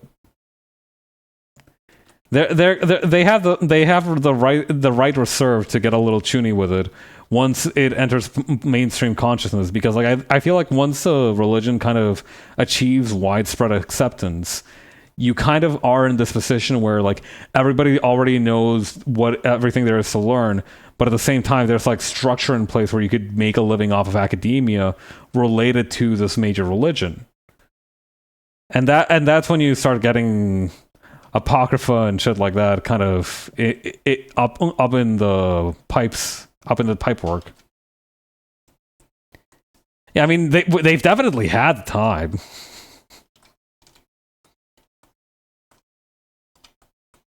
Like 2,000 plus years is plenty of a head start to think up of a theme song.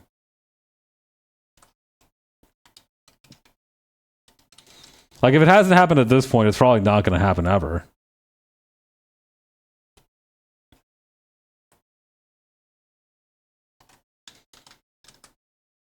This hand is holding a phone wrong. Hang on.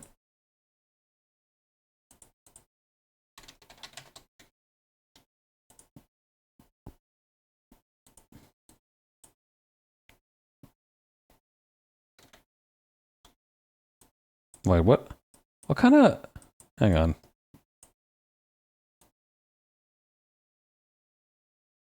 How does this work for mobile phone stuff? Because, like, this is supposed to be, like, using mobile phone. Like, who holds their phone like this? Like, I feel like you would curve the wrist a little bit more, right? But then you'd have to move the rest... You know what? Forget this. You know what we should do? What the right answer to this should have been? Just look up person holding phone.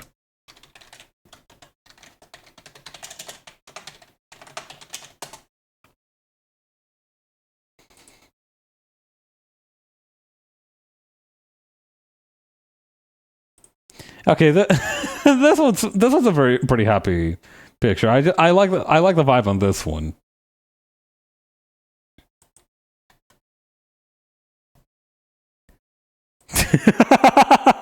This one's also pretty... I don't know, something about this one's also getting to me.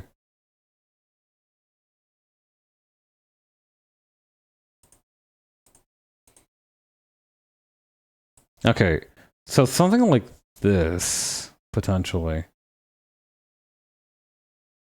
Okay, I think I kind of got it.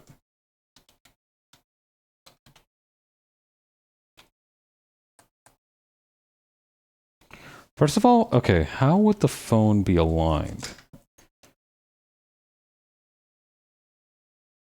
Okay. So kind of head on with her. Look at this photograph as meme formats! When you're right, you're right.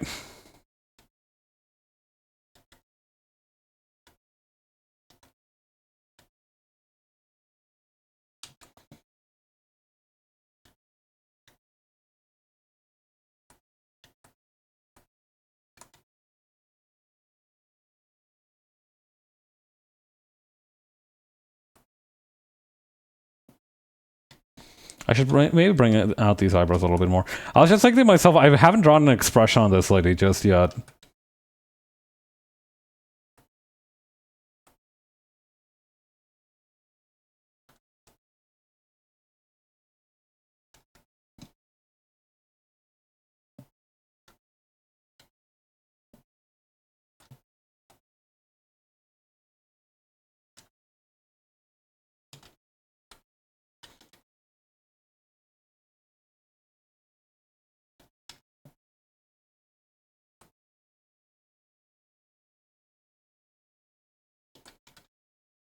Yeah, I think we're just gonna give this one a big old forehead.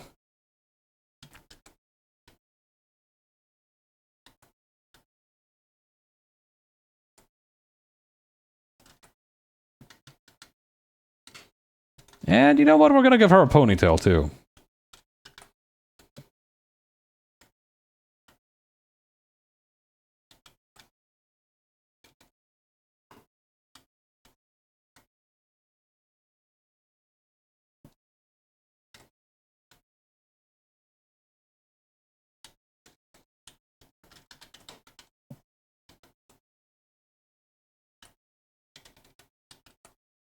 Okay, and then that's going to come out over here.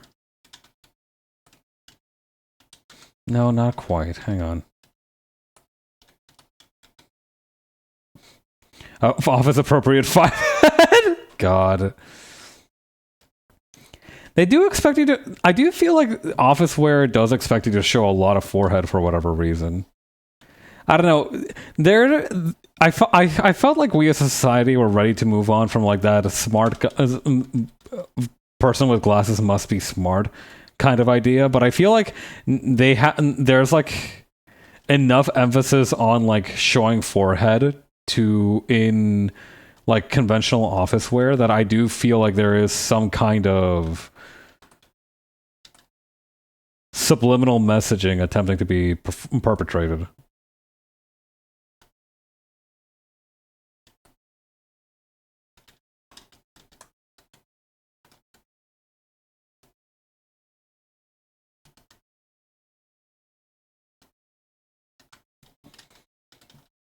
Let's just finish the rest of her body first.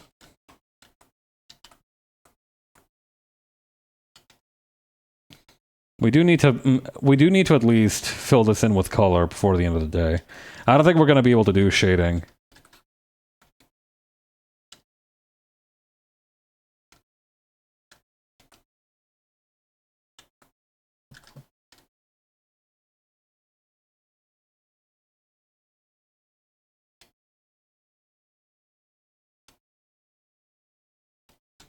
Actually, let me get another...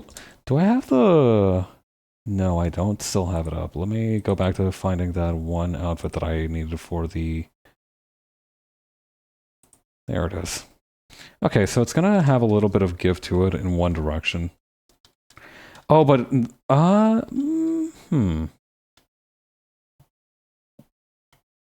Yeah, no, let's have it like this.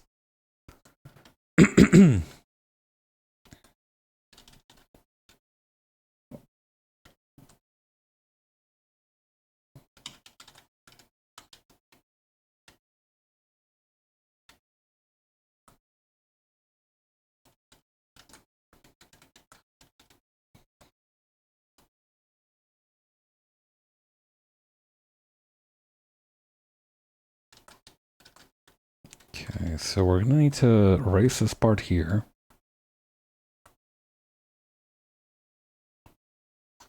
Okay, put this part over here.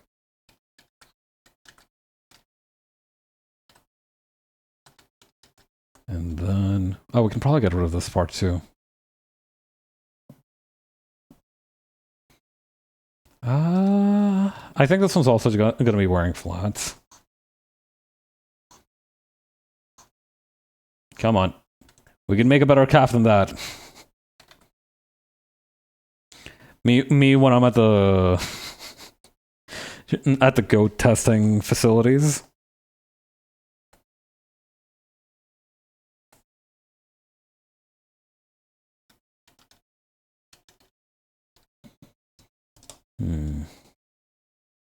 Or maybe we could get away with heels for her. I don't know. What do we think? Yeah, I think actually I think heels are appropriate because I feel like there's a lot of length on the calf as it is. So I think we could probably get away with heels.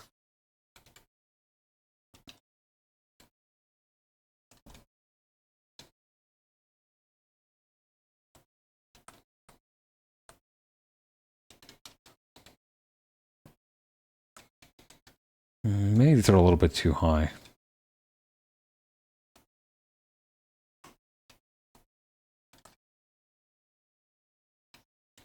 I'm not used to drawing heels. I don't draw these very often. I need to maybe improvise a little bit.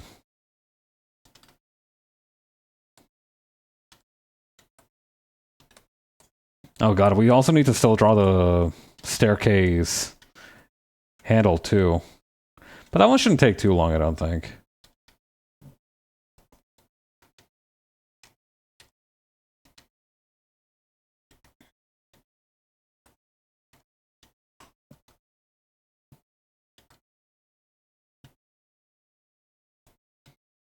Okay, and then over here.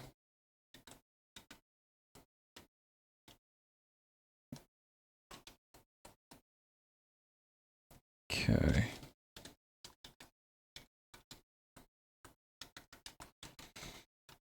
I need to look more into women's formal shoes, because I feel like I know some things about men's formal shoes, but not enough about women's formal shoes. Like I said, I almost never draw heels, so I think that's a big part of it. But there has to be more than just heels and flats, right? There has to be like a huge... There must be a variety at least, right? I find it hard to believe that it could just be those two and nothing else. There must be more than that.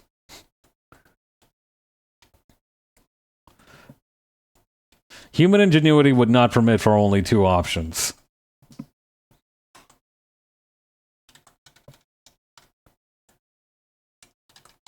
Okay.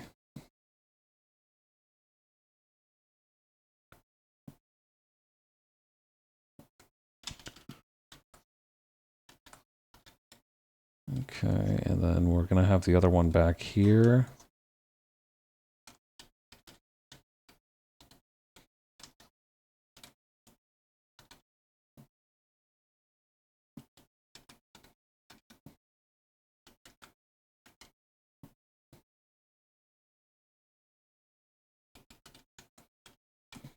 Training my ankle so I can do crazy shit in heels, like existing comfortably. Christ.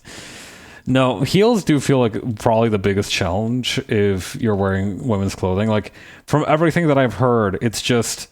Well, unless you're sitting down for long periods of time, but even then, right, there has to be like some kind of pressure exerted on your feet at all times. I can't imagine that's comfortable.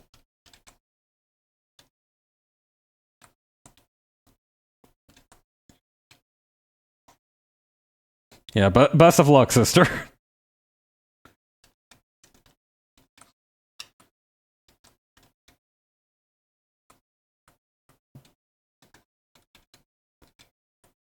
Okay, so maybe we can just kind of almost like duplicate the front part that we've got here.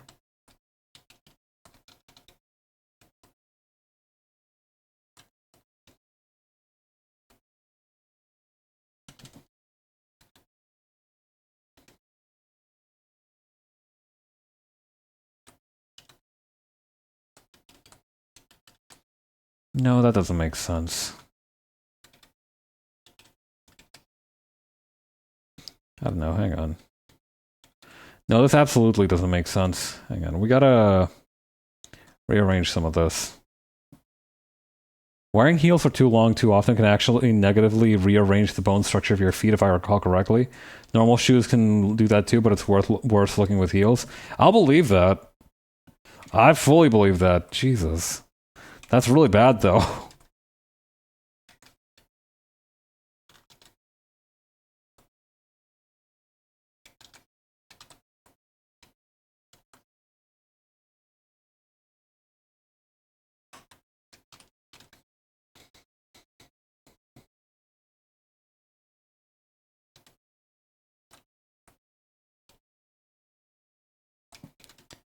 Yeah, no, I definitely get that though, because I feel like back when I had my plantar fasciitis has improved significantly since I last reported on it, but I still feel it flaring up every now and again. Like I still feel it like I could go back to having foot pain near constantly at any moment.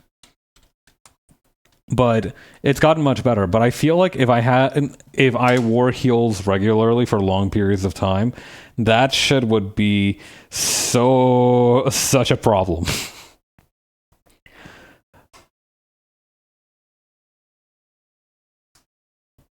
Good grief. I remember when I was in 10th grade, I got in an argument with someone about heels and said that and they responded with, well, they can improve your posture. Girlie, I don't think that pro outweighs the con. I also don't think that's necessarily true, because I understand, I kind of see where they might have been coming from, because like if you wear heels, right, you're kind of forced to be in a more sort of like, you know, this is an extreme example of heels, right? Like your butt sticks out more, and you have to kind of almost like go like this in order to maintain like proper structure. But that's also going to fuck you up eventually, because then your hips are going to be permanently kind of conditioned to be rotated like this. Which, you know, that's not what the problem is that you're usually slouched, so I can see why they were making that argument, but like I don't think it's a, you know, if we were supposed to have that, we would have heels as a tool much earlier than what we would have developed, I feel. You know what I mean? I feel like we would have made more advancements with heel technology than just use them to gender clothing. Like I guarantee you that some sick fucking Switzerland would have like developed like special posture altering health beneficial clogs that had heels in them at some point if this was as beneficial as you say.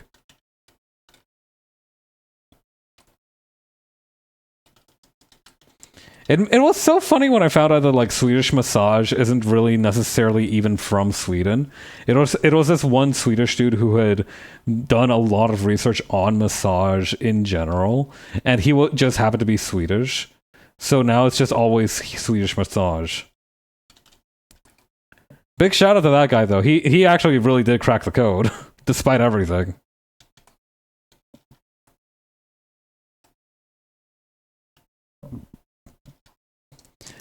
I'm not even kidding. Hang on. Swedish massage Wikipedia.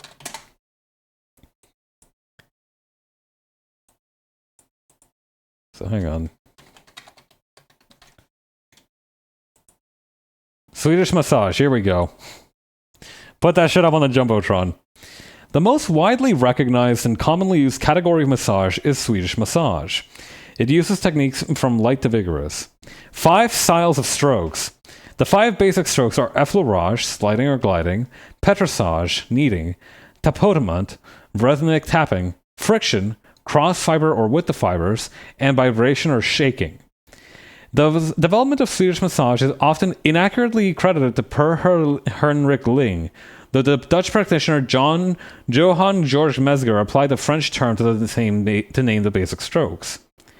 The term Swedish massage is actually only recognized in English and Dutch-speaking countries. Elsewhere, the style is referred to as classic massage. His massage techniques are so sick that we are recognizing his country in light of the advancements. That's right.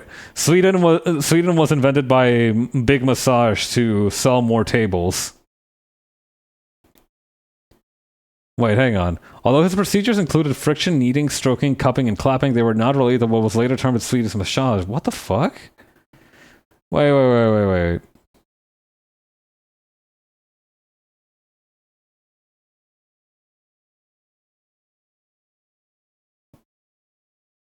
Although Ling is sometimes credited as father of Swedish massage, it was not part of his gymnastic movements nor the curriculum of the Royal Central Gymnastics Institute, founded by Ling in 1813.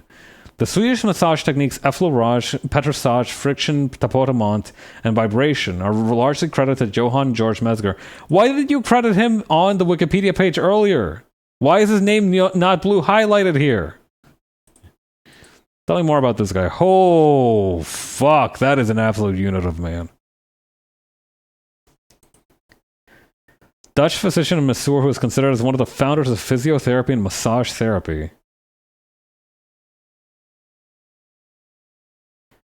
Okay, that makes sense though, because like, Swedish massage is only recognized in English and Dutch-speaking countries. Funnily enough, not actually Sweden itself.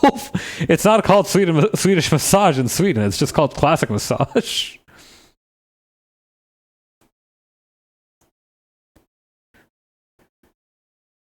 This is fucked in the head. What is happening?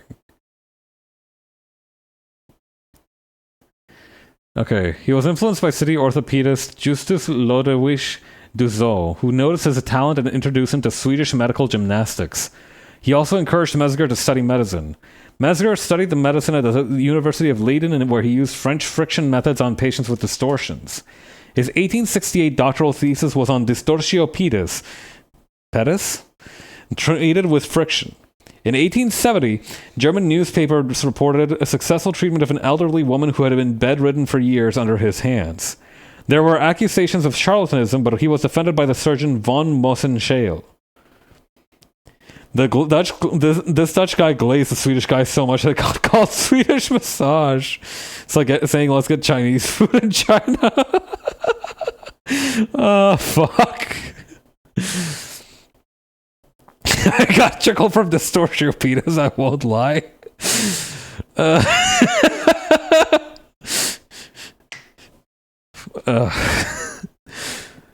Something distortio pedis till I effleurage. Whatever.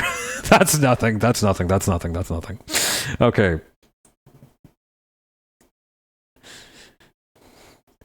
The store showing it. In the club, straight up the store showing it. And by it, I mean my pedis. Alright, enough. Let it go. We're getting off topic. We're getting off topic. I think. I'm not sure what the topic originally was.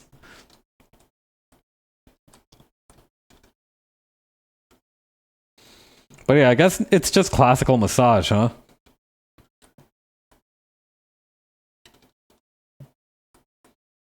I don't know, I feel like the Swedes are credited with a lot of stuff that they aren't necessarily even that good at. Like hot chocolate. You hear about the Swiss Miss brand of hot chocolate, but do the Swedish actually know hot chocolate ball? Are they moving with hot chocolate in that way? I guess a lot of things have rabbit holes. Take care you don't fall into them. Yeah. Some of those rabbits are dynamite.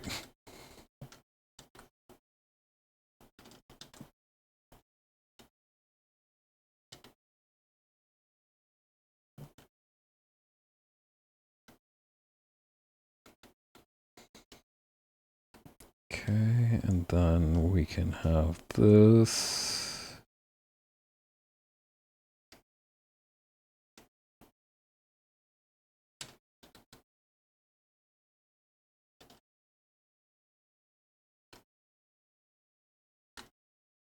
Come on. Come on, buddy. There we go. Swedes are mid. Perhaps. Now, to be fair, I have done my fair share of Swedish glazing in my day. I have bought multiple Swiss Army knives in my time.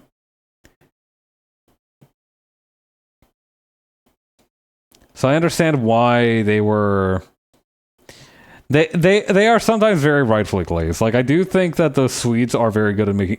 The two things that Swedes are good at are making knives and also...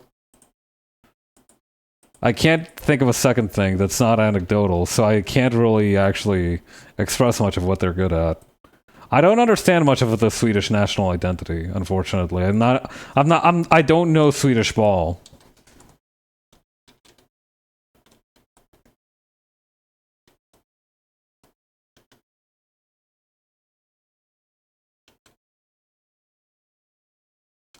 I would be if I were to set foot in that country, I would be exposed to the fraud immediately. Bro, wait, hold on. Switzerland and Sweden are two different places. And Pabs, the geography nerds are gonna come for you. Pabs, no. Oh fuck! Did I do that? Oh shit.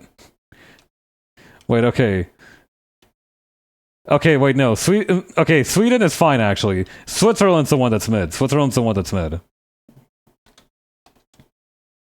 Fuck, why do they make those countries sound so similar? The Anglophones are surely to blame for this. That has happened way too often for my liking, where I've like mixed up the Swedes and the Swiss for no particularly good reason. Mitzel, am I right?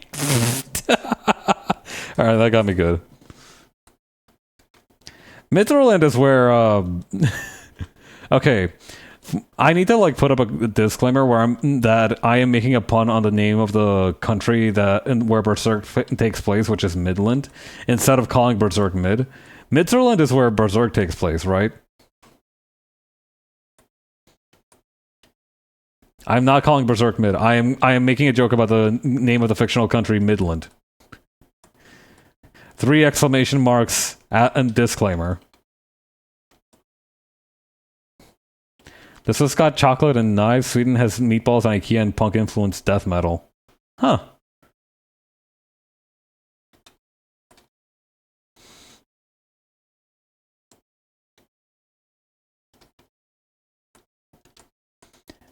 Yeah, meatballs, IKEA, punk influenced death metal, and apparently massage.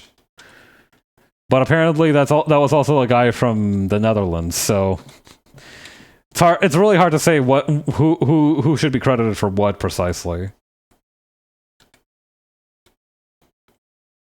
Thank you for the clarification. I still need to read Berserk. One day will come when you're like, it's time, and you're gonna read Berserk. That's how it happened for me. I was like, should I read Berserk for like? I was on the should I read Berserk kind of will I won't I kind of bandwagon until I finally pulled the trigger in like 2020 because I had a lot of time due to events that happened that year.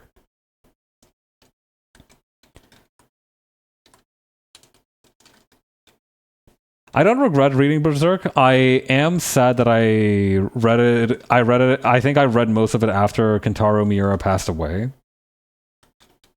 So wait, maybe it wasn't 2020 then, or was it? Hang on, when did Kentaro Miura pass away?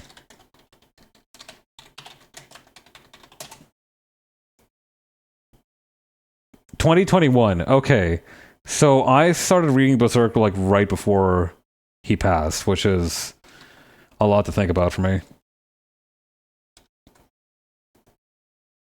I watched this Guts versus Soul Edge death battle. My life changed forever after that. Guts won, and I thought it was so cool I started reading Berserk. The thing you have to understand about Guts is that there was nobody like him before Berserk was written. Right? Like 2000 wait, when did Berserk start? When did Berserk begin publication?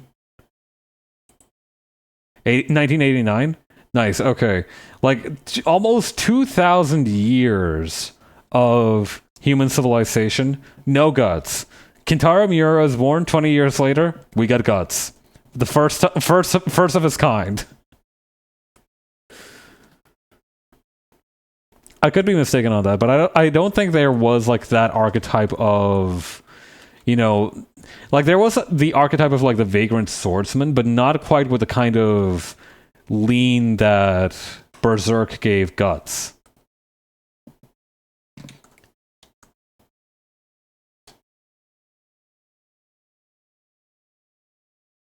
Yeah, because like itinerant knights have been a thing for like forever. But, none of those guys were Guts. They all had amnesia. They didn't know they forgot he was him.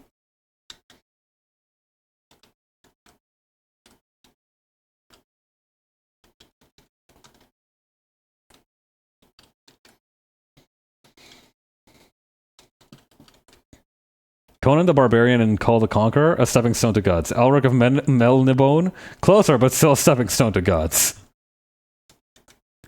I'm just imagining I'm imagining you like putting up the hero elimination screen from The Incredibles at each one of these guys.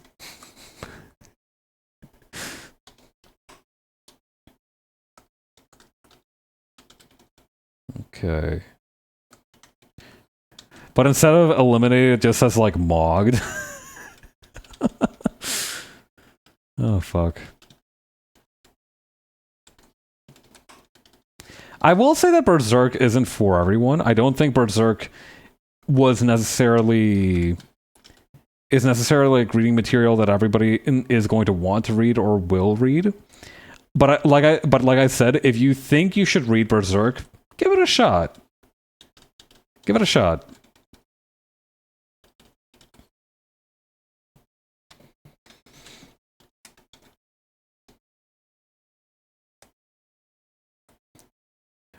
For me, Berserk is a lot like Chainsaw Man or Homestuck in that regard, where like I cannot in good faith be like, you need to be reading this.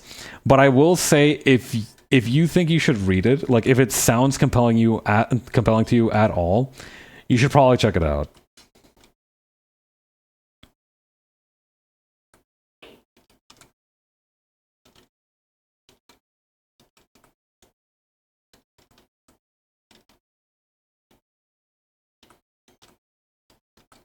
Okay, then over here.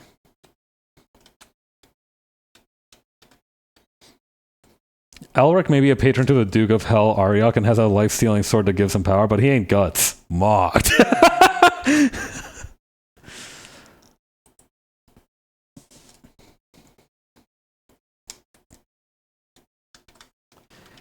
I feel like life-stealing sword that gives you power is definitely overhyped as a method for gaining strength.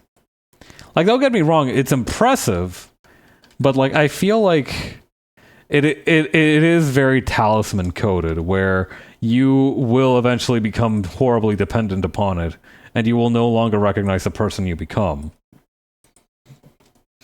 So watch out for that, I guess.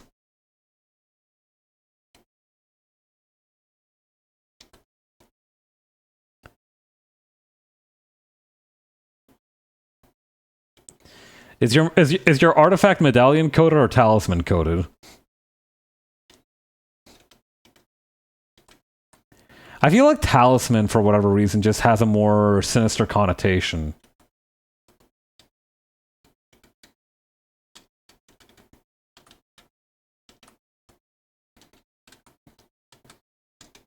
Maybe it's because medallion sounds more like metal, so it sounds like something heroic, or perhaps something that you could appreciate in a heroic capacity.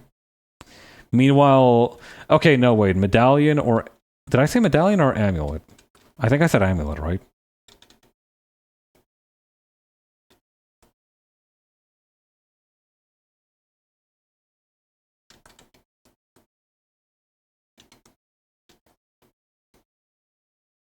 Elric was definitely the fellow that started that trope. From minute one, he hated Stormbringer, but due to his ailing body that was once sustained by drugs and potions, from the moment he supped upon the force of his vampiric sword, he was indeed both doomed and cursed.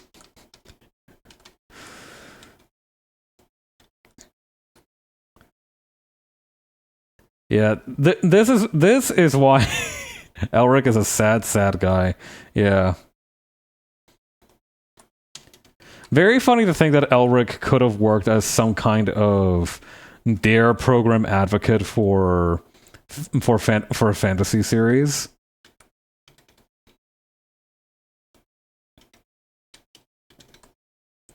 That's just how you get how it is when you give into the vampiric sword. Many such cases, unfortunately. I do think the vampiric sword is not. That's the thing about the vampiric sword, is that if it has found you, it is very much one of those moments where you really gotta reassess where you are in your own life, because like the vampiric sword doesn't show up for happy people, right? Like that's the thing. There's no the vampiric sword is not gonna find you at your. The vampiric sword will find you at your lowest point, but it's not gonna get any better from there.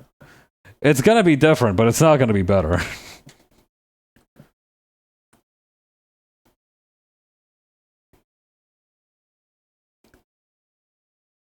I guess the same could be said of a lot of things that find us at our lowest point.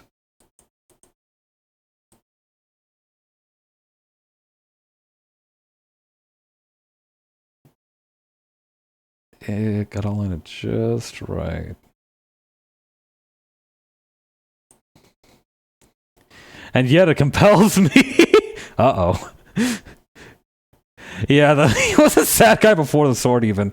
It is crazy to think that, like, given the description that you provided, Michelle, I do think it is really funny that, like, you know that meme of, like, somebody walking... Hang on. I'm gonna... Hang on. Child on two paths meme.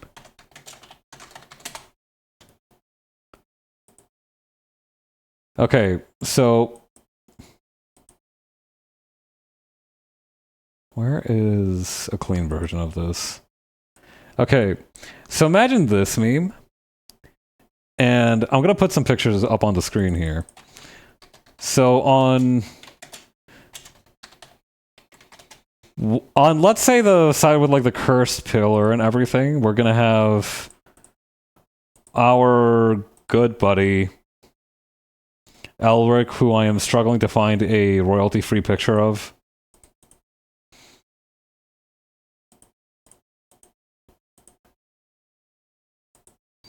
Okay, this'll do.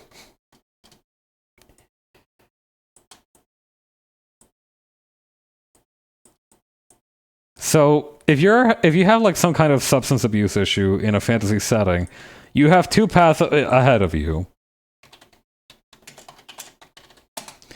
You have the Elric path, and you also have... Hang on. The other option.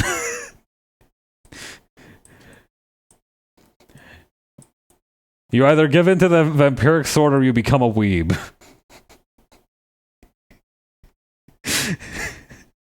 Make your choice. And choose wisely. Make good decisions. Oh, hang on. Here's a picture of him from... You know what? I'm gonna keep the... I think that's like from XR, maybe. I don't know which chip that is, but I'm gonna keep that one. Perhaps your mind is a beautiful thing. Thank you. It is my most treasured possession. Okay, here's what let's do. I'm gonna grab this. Gonna put it in this layer.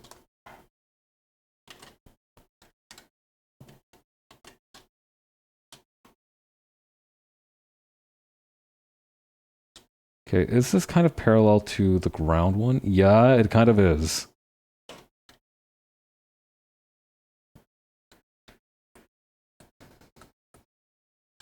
It's a very funny place. It is a rather funny place. I've heard that a few different times, actually.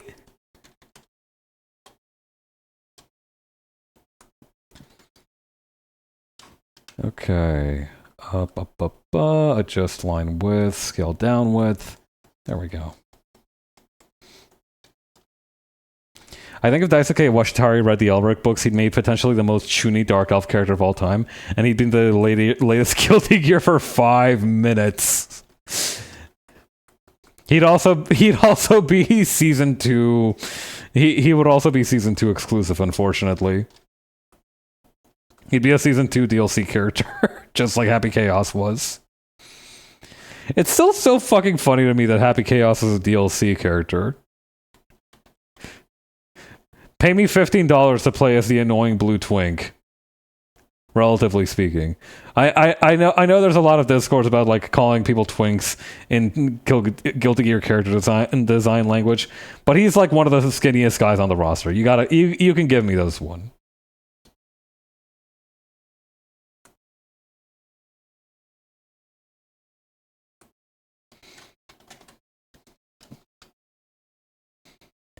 I did once have like a very strong mental image of an elf in like, hang on, pay me $15 to play as one of the main antagonists of story mode. That's what I'm saying. It's outrageous. I did have a strong mental image once of an elf with black eyeliner. Hang on, I'm gonna try and sketch this out real quick, actually. So picture this, right?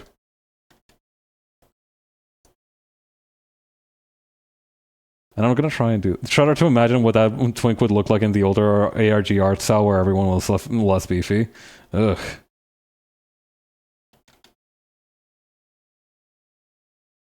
Okay, so let's try this.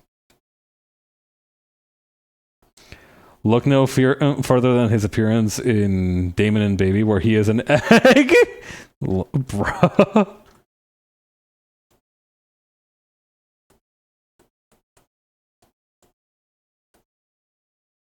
Yeah, maybe like longer side bangs like this. Maybe slightly smaller ears. But yeah, I don't remember if this was from like a dream or something. But I had like this idea of like an elf in like very heavy eyeliner. Or it's like the finger tips blur smudge. Here we go.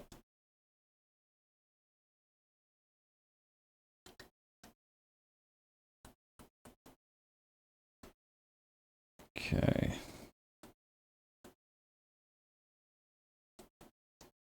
But he also had like a very chiseled jawline as a thing. Like he was dressed and he looked like some kind of football quarterback player. Right?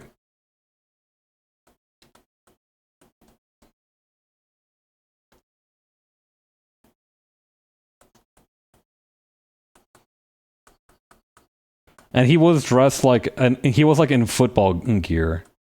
I don't know why, but this image stuck with me very strongly.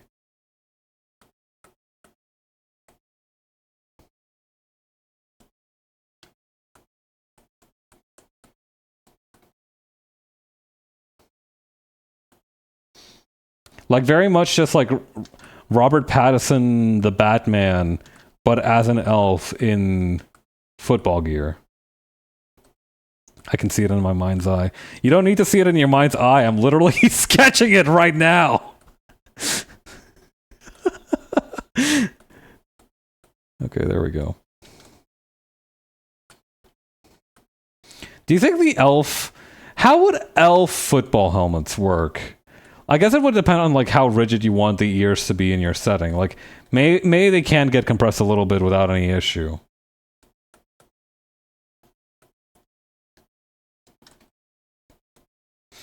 It's like I can see it right before me. This is so strange. Damn, that's crazy. Ay, Dios.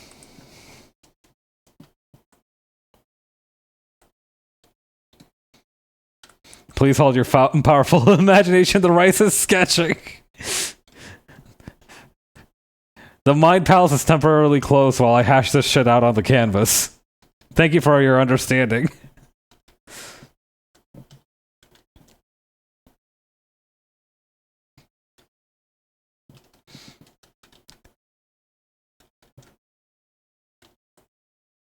You know that it is really funny that like Mind Palace was like a mnemonic technique instead of what I thought of it as being, which is like your interior mental space, which sounded much more appealing to me at the time. Like in my Mind Palace had like maids and butlers and a portcullis and shit. Like it was, I wasn't even like grabbing anything to remember. It was a nice little. It was like my fortress of solitude, but inside my brain.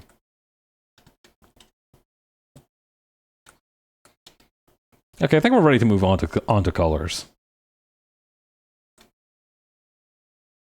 Also, I do think we can maybe.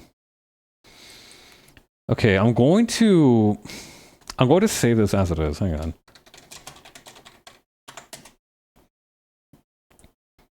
Okay, I'm gonna try something. If I move this up here, could we make the picture more efficient?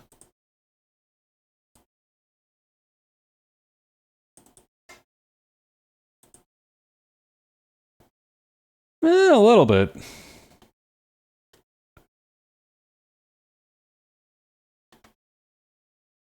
I don't know. Oh, maybe we could add a little bit more to the bottom here.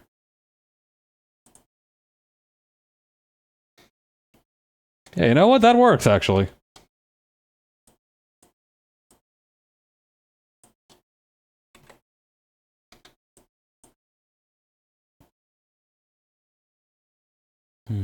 Is there an easy way to just extend these?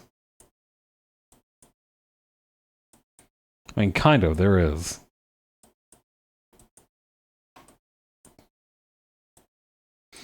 You know, it occurs to me that most people don't refer to it as like a mind phallus, but they probably refer to it as like their happy place. You know, like when people say go to your happy place, that's probably kind of what they're thinking, is more along the lines of what I had in mind for mind palace.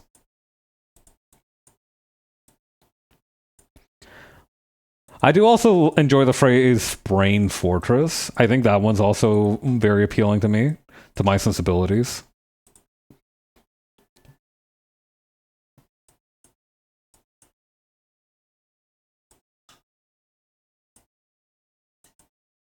Okay, that right there forms a tangent with that part there. So maybe we can just lower this a tiny bit. Extend this one quite a bit. Wait, what's over here? Oh, there's a little line there. Where did you come from, little fella?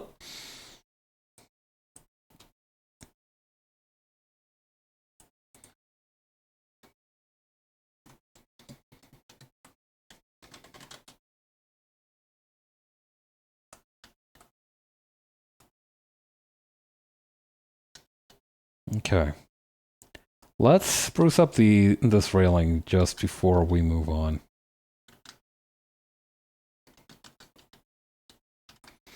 We could also just not have it, but that feels like it's also too open. I want it to feel slightly claustrophobic.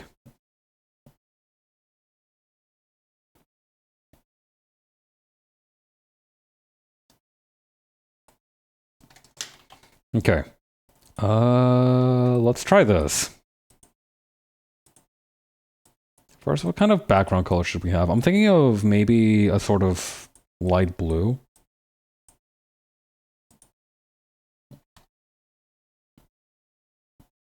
Yeah, okay. Light blue.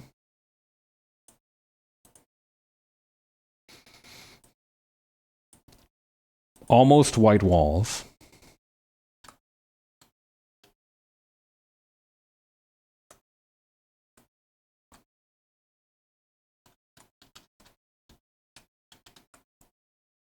And then the stairs. Obviously, the inside part's going to have a slightly darker tone to it than the rest of it. Slightly darker, not that much darker. Yeah, I reckon that's sufficient for our purposes.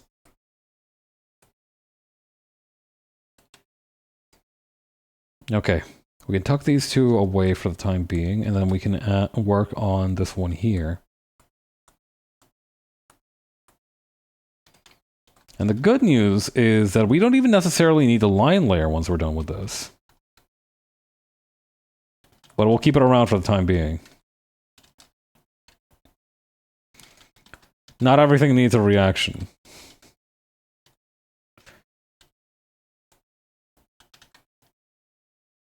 Okay, but what we can do is we can probably use that darker metal to create the bolts on the stairwell here.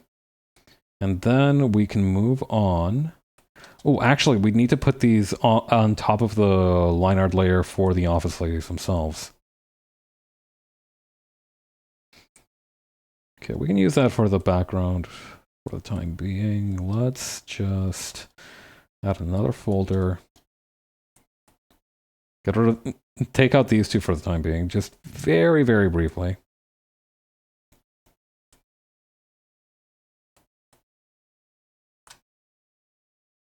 And you know what? Let's give them the same background color as the handrail.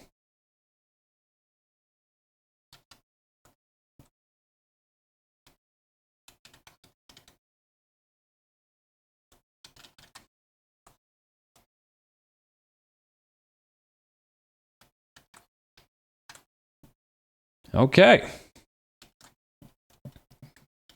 Looking quite lovely.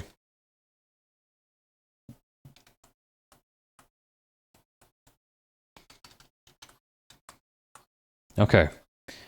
I'm thinking we keep this dark blue for the blazer on the one in the foreground.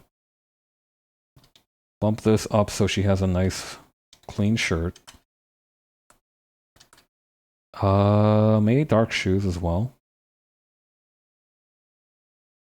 I don't know. I might just make them like make this some kind of monochrome piece.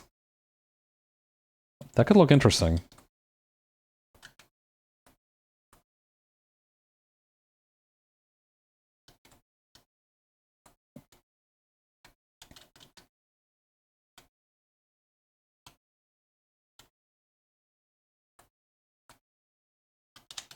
And then we can also use this darker blue color for the eyelashes and the inside of the eyes there.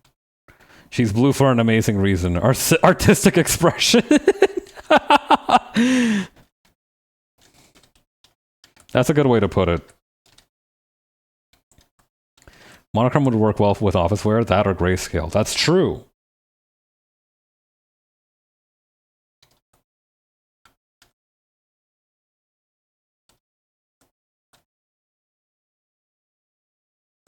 I'm actually going to give her a slightly darker top of the blazer, and then I'm going to let the skirt on the one up here. Ah, but then that looks too much like the background color a little bit. I do like the dark skirt with white shirt combo, though. Let's just finish laying these out, and then we can play around with the values and the tones.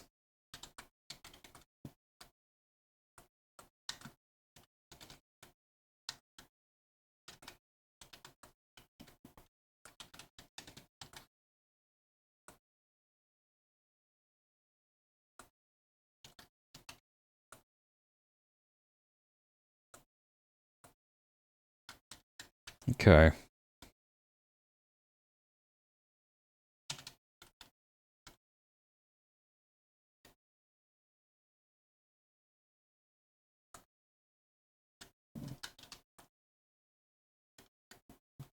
What should I do with the hair color for this one? I guess the light color would work for her too.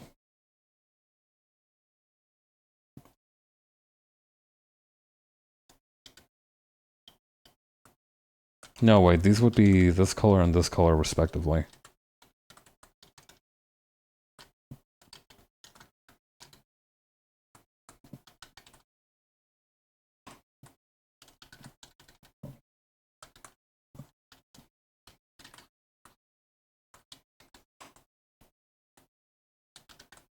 Okay, we're definitely going to need to use a different color for some of these, but I think this is a good start just for the values.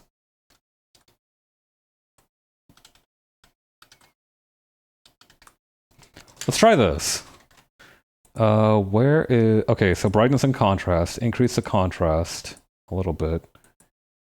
May decrease the brightness? No. Needs to be more of a variety. So maybe a tone curve would be a better choice.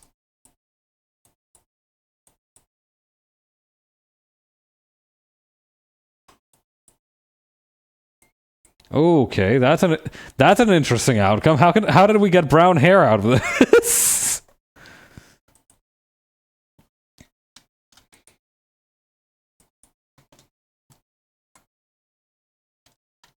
Also, I think I missed a spot back here somewhere.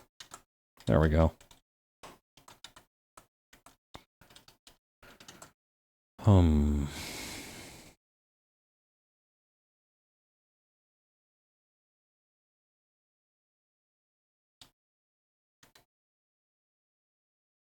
Okay, this is a fascinating outcome of using the tone curve tool. I don't know how this works exactly. But I do think that having something like this might be... Hang on. Oh, okay, I see. So this is for the... Okay, interesting.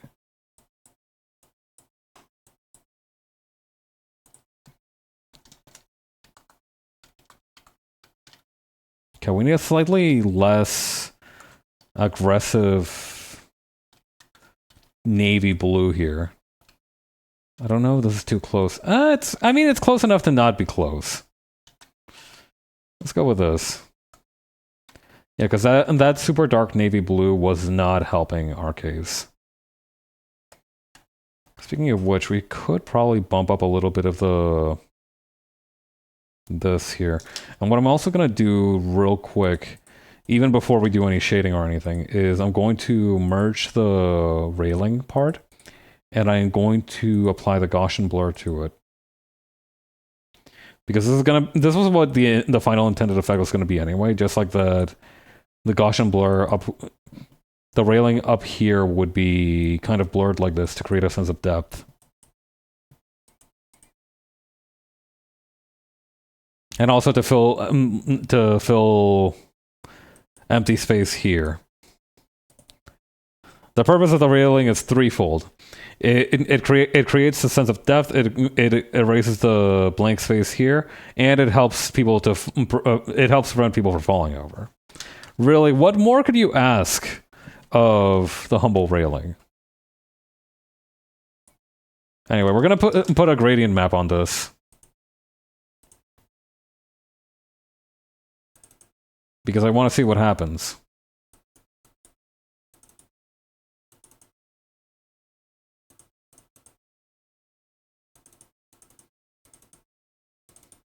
Oh, some of these are kind of interesting. I don't know. I want to try and stick to the idea of monochrome because I feel like that has some potential. OSHA agrees. If nobody got me, I know OSHA got me. Can I get an amen?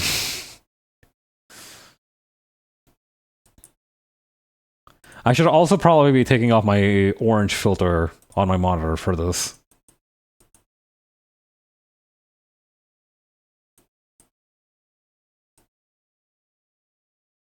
Okay, I'm a fan of what the darken effect is doing to it.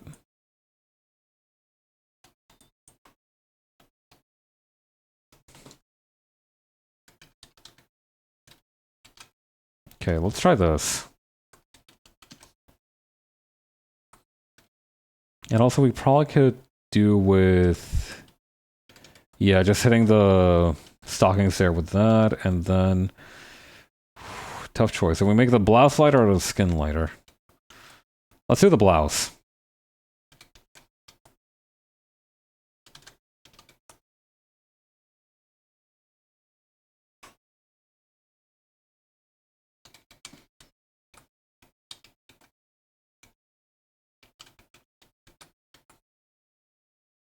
Okay.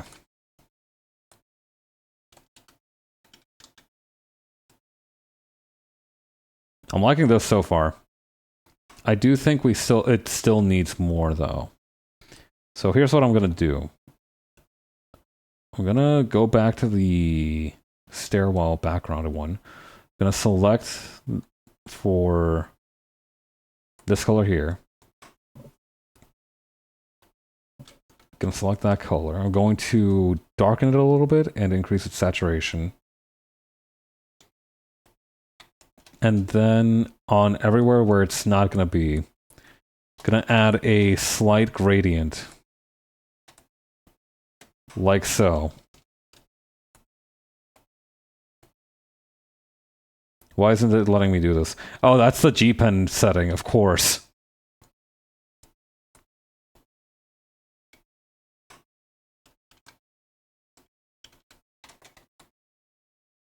Then over here as well, we're gonna have one come in from the back like this. Just so that there's a little bit of depth to the shading, as well as over here. I'm going to add the slightest thing like that. You know what? The little line here can get it too.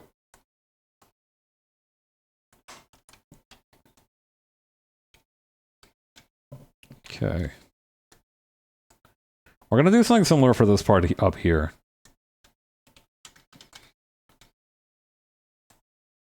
It is crazy to me that OSHA doesn't actually like... Does OSHA have published standards, or is that an ISO thing only? Because I know that there's like the ISO 9000 standards, right? But I don't know if OSHA has... They have to have their own list of published standards. Like, there's no way they don't have one. You're not just gonna regulate shit without having a handbook of your own.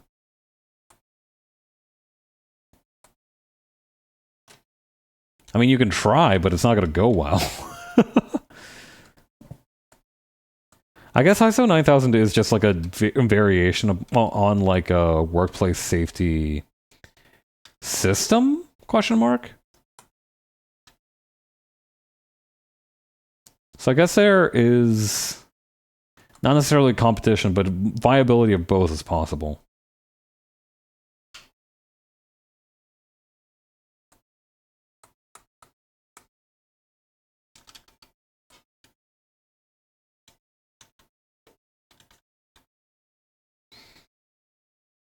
Okay.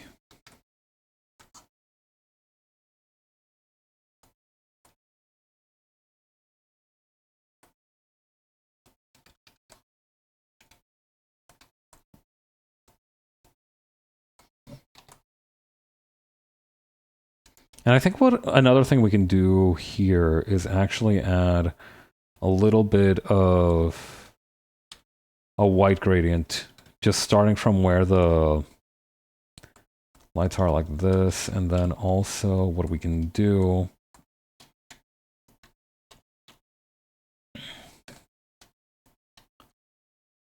Hang on. Save our work. Grab this.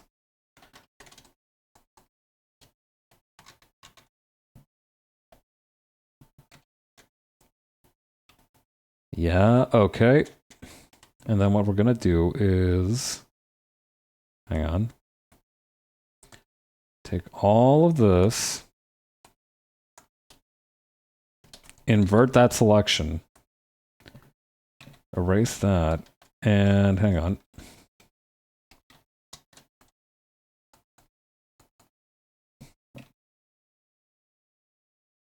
Okay, I had that backwards. There we go. And what we can also do is, or actually before we erase that, hang on.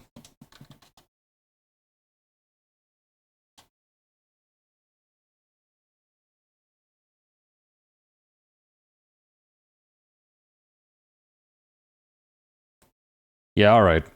Okay, now what we're going to do is that thing that we did earlier, where we're going to want select around the area where we don't want the shadow to be cast. Go back, use the eraser to, or actually just very quickly take out that little piece, and then we're going to use the eraser to erase it from the unwanted areas. Then we're just going to decrease the opacity and maybe even hit it with a blur brush or blender brush near the bottom, just as a treat to ourselves.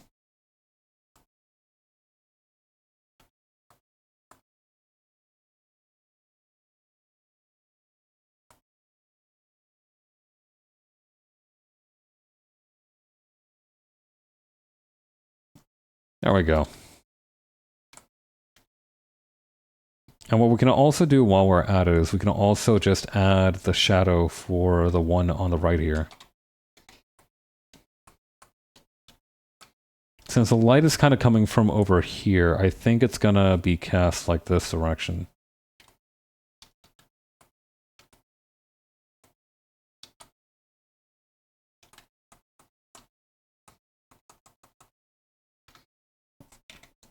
I need to do this on a separate layer.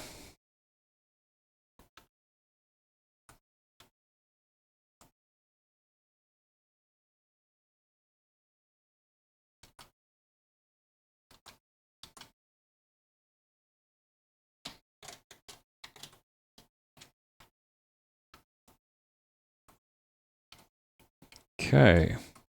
Muy bien.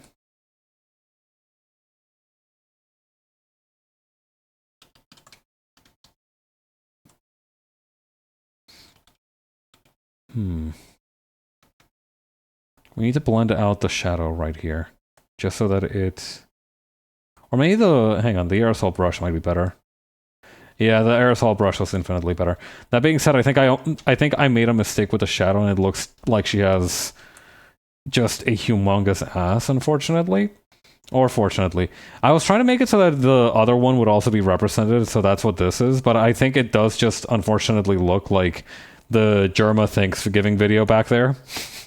So we gotta do a slight adjustment.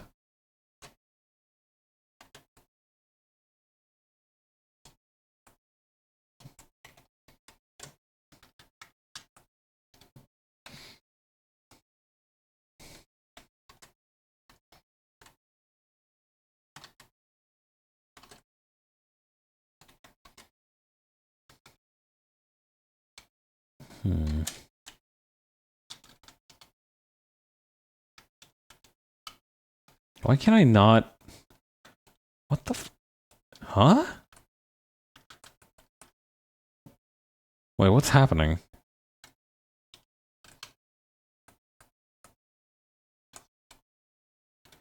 Why? What? Huh?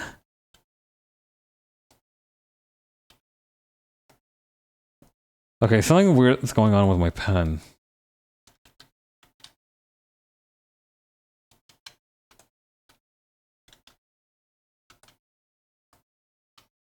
Did I mess something up with my pen? What is happening?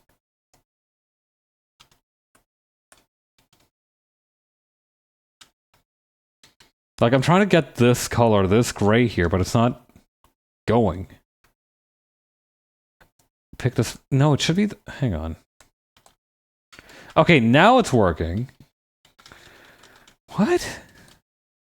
Oh, wait. Oh, it's because I had the gradient on top of that. Okay. Oh, sheesh.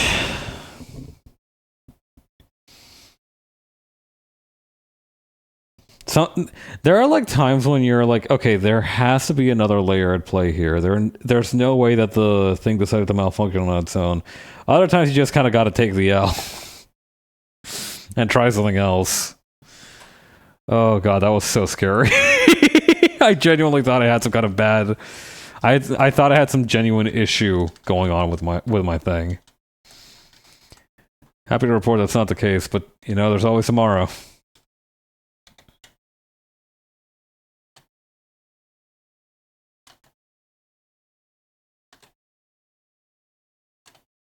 Wait, hang on. I could have chosen the much simpler solution this whole time, which would have been... Hang on. Let me try this.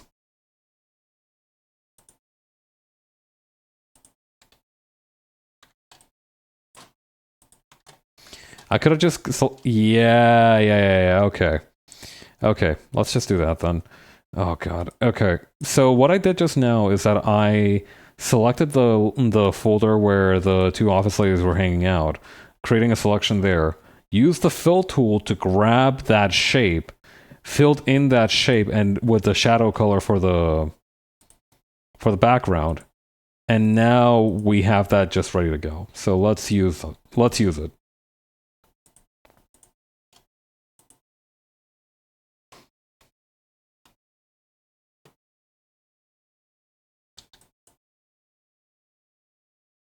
That being said,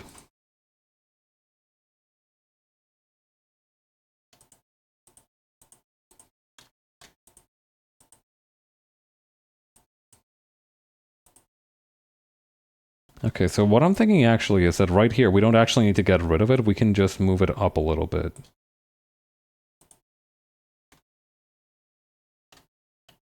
Yeah, honestly, but behind this, there's no real need to use that trick. We can just shade it normally. Yeah, once it hits the stairwell, we don't need to use it anymore. Or rather, once it hits the actual stairs.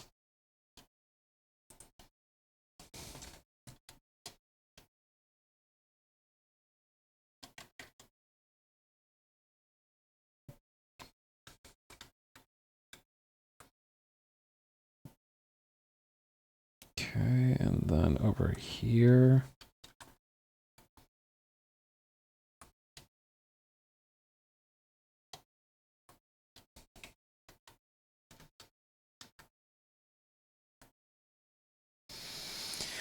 Phew, okay. And now we can blur out the edges of this one.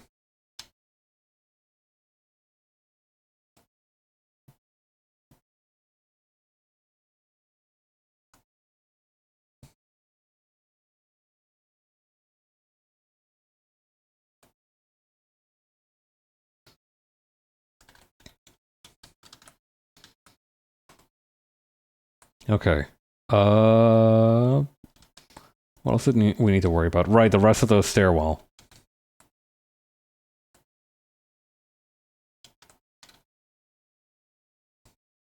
Or the stairs. I need to stop saying stairwell. That's not what this is called.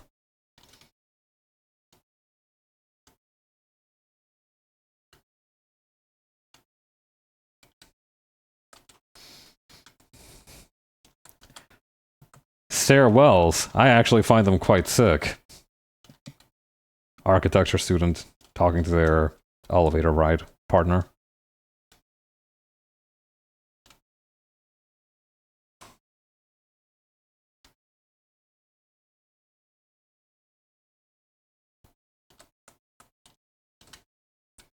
Okay.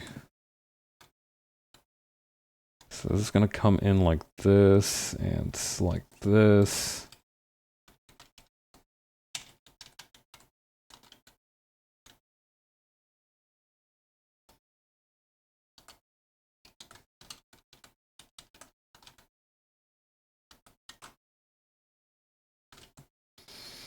That's looking pretty good, though. I'm enjoying how this is coming along.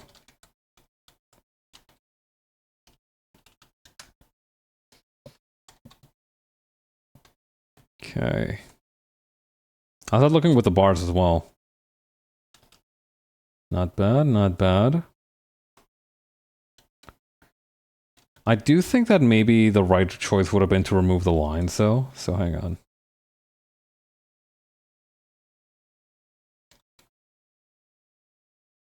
What I could also do, which I am now deviously considering, is that I could also introduce a gradient to this blurred effect by adding a layer on top, turning it into a clipping layer, and maybe using, I don't know, this dark of a blue?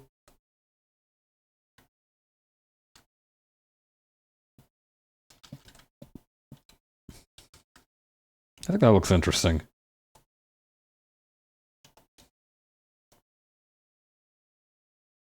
Okay.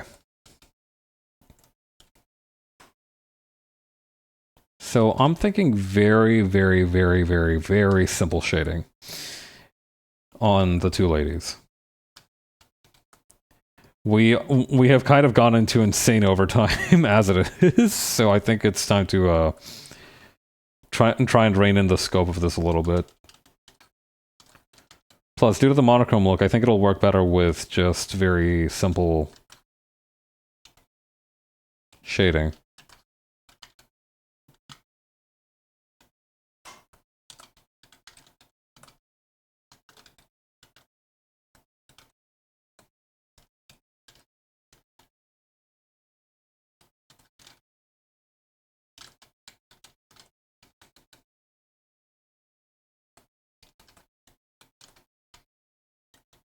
Okay.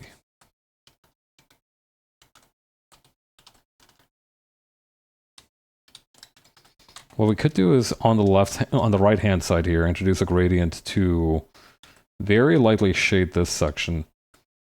So we don't actually need to rack our heads up, or I don't. None of you need to worry about anything, right? I got this under control, but I'm not gonna. I'm saying that this is gonna let me not have to worry about shading that side of the whole skirt.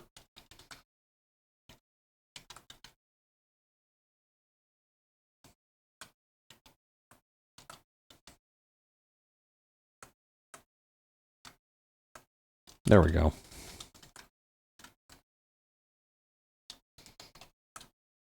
I could probably add some kind of... Hang on. To add... What the... Maybe slightly darker than that. There we go. I want to add a little bit of stocking texturing to the stockings. And I think that's just going to involve a lot of the soft aerosol brush.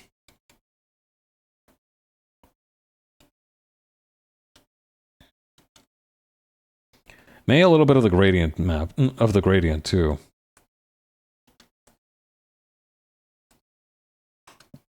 Oh yeah, that's exactly what I needed.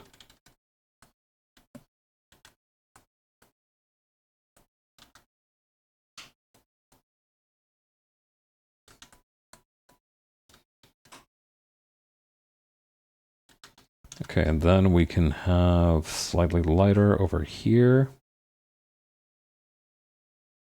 Slightly less hard, slightly less dense, slightly larger brush.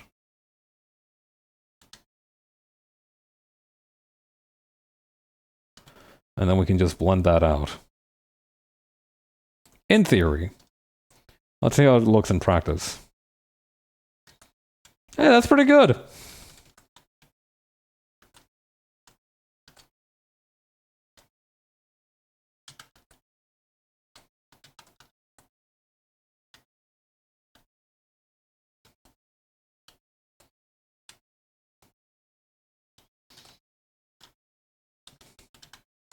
Okay. And then we can also add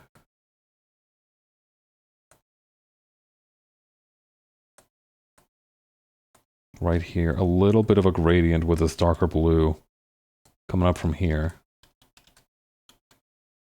Or maybe not, actually. Oh, I've been working on the same layer as the flats layer, haven't I? Oh, that was a mistake. Well, we'll see how that goes.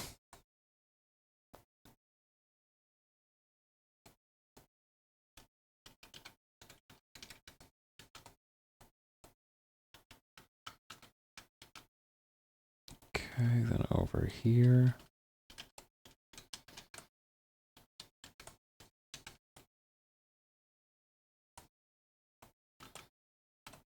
We can add a little bit of shading here for the heel. Maybe a gradient here instead.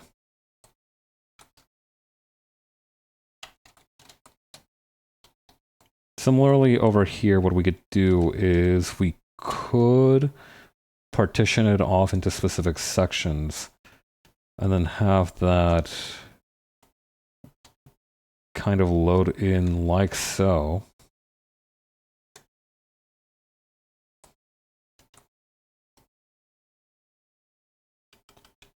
A little bit too harsh of a line here, so maybe we can blend that out a little. See how that goes? Ooh, muy bien. I do also want to add a little bit of a shadow to the... Actually, what do we have here? Nothing. Okay, cool. Okay, what we can do is we can add a shadow. Hang on. Perfect. To this section here.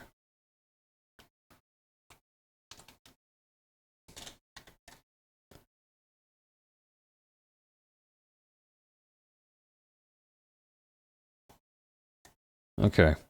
We just use that to fill this in, and then we can just use a blending mode. May multiply on a low score, on a low percentage. Blend out the edges so that it looks more like a shadow.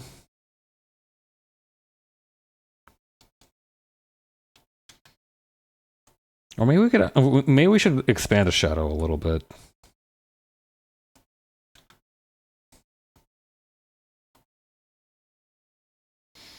I think that might be a better solution. I do also think that using the blur tool is better than using the blend tool in this scenario, because I think the blend tool blends too well, if that makes... No, okay. That's not an answer. What I'm trying to say is that the blending tool creates a texture that's unfavorable to the effect I want to achieve. I think that's the best way to put it.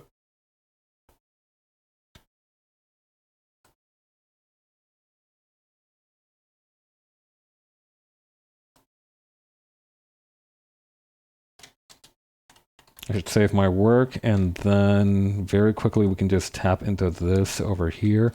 And actually, this is kind of a solved problem because we figured out earlier that to make the fishnet, not fishnet, just a denier kind of texture, we could just hit it with a gradient from all sides.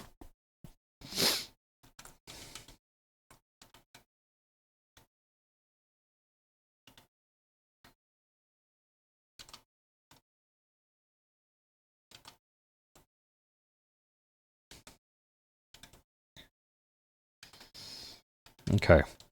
That should do it for that. Actually, what we could do as well, just really quickly, since I'm feeling a little bit saucy. Okay, what we could do is, down here we can just remove this section of the thorax. This is the thorax, right? I think that's what we would call the thorax on a human being. Guy that doesn't know anything about human or bug anatomy. This is a thorax, right?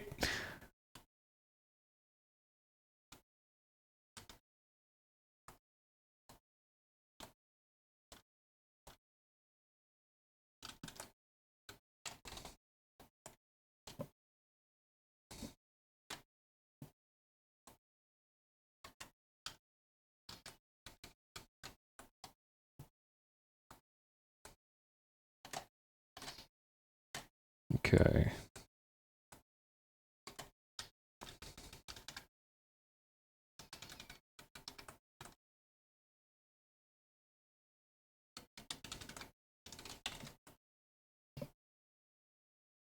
What else did I need to do? Okay, the shirt is going to be one thing I gotta do. We're trying to go for efficiency here.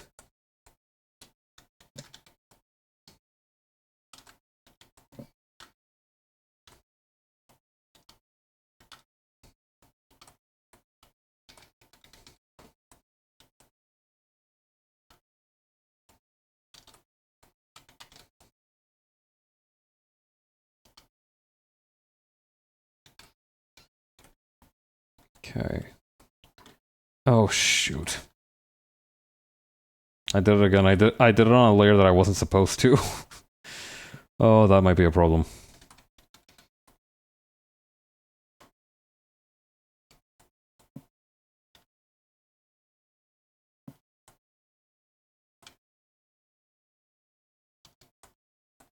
Okay, this might actually be a little bit better. Okay, we can turn this around. We can turn this around.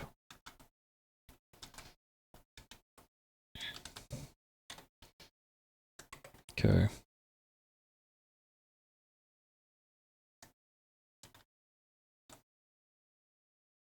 Okay. Oh, we don't need the arm actually right now. Or I guess we got the arm. Well, we're getting the arm whether we want it or not. Okay.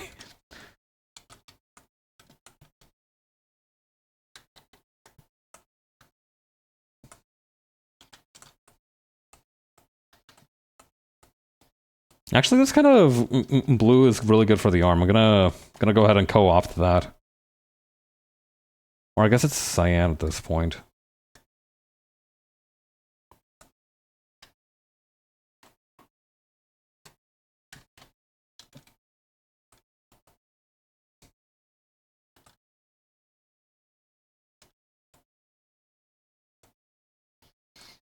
Okay.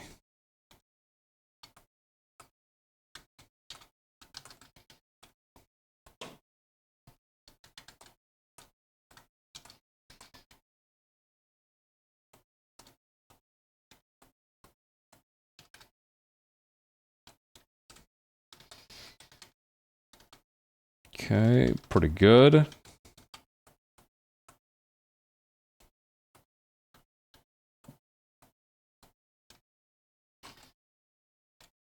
We could probably stand to blend that out a little bit though.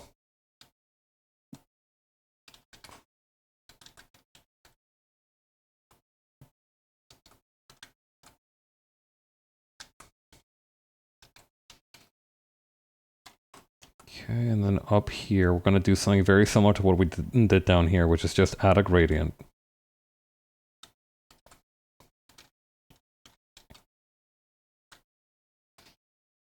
I forgot we're using this kind of weaker blue as well. We gotta get a cyan with some real teeth in there.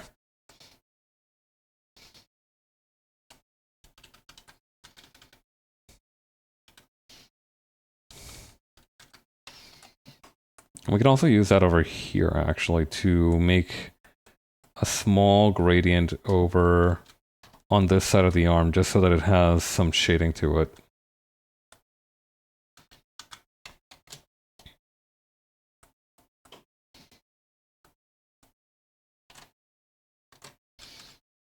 Yeah, it looks good.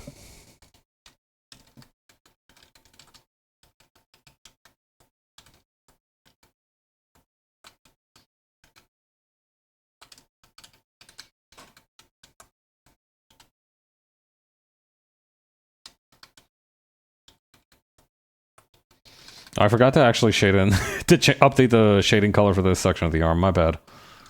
Let's just go ahead and fix that real quick.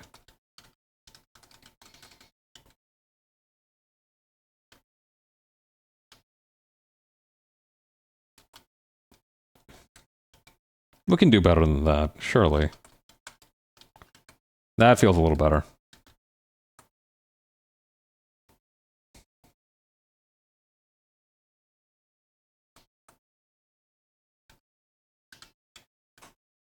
We can also do something similar for the rest of the arm here. Just blending it out a little bit.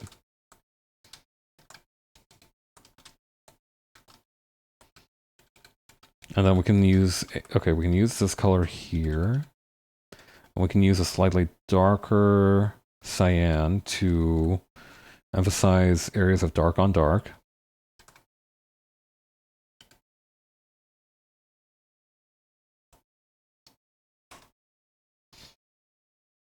Can't be too much different though, because otherwise it'll start to lose its identity in the monochrome color scheme.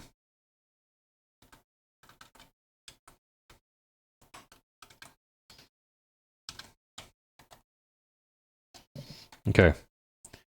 So we're going to use the gradient here. And then over here as well.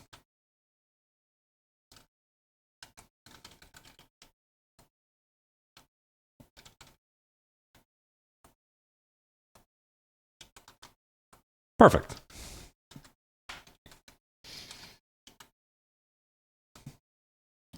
We can add a little bit of white to those irises as well.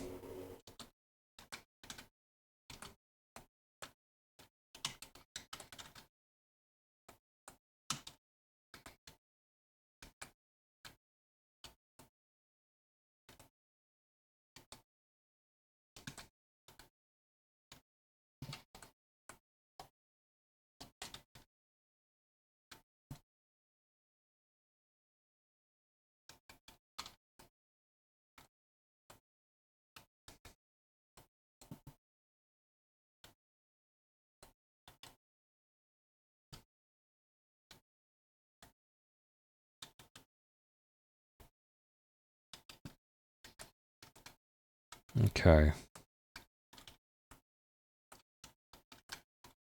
Then over here we can also add a little bit more shading for the ear. And I think for the hair, I'm actually a little bit conflicted on what to do with the hair.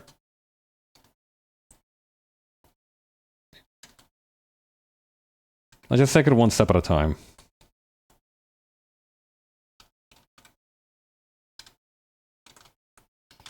First of all, let's establish the values on some of the parts here and there. We also need to clean up some of the line art here, I'm noticing. So let's go ahead and do that. Every time I remember that I'm working off of a single layer, I feel a little bit of a sick thrill.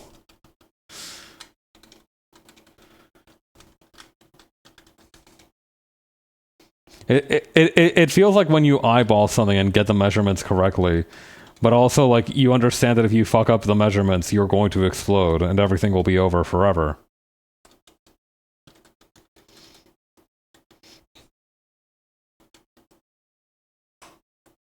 Perhaps I'm exaggerating the possible outcomes of working on the wrong line art layer, but it can certainly feel as bad as I'm describing.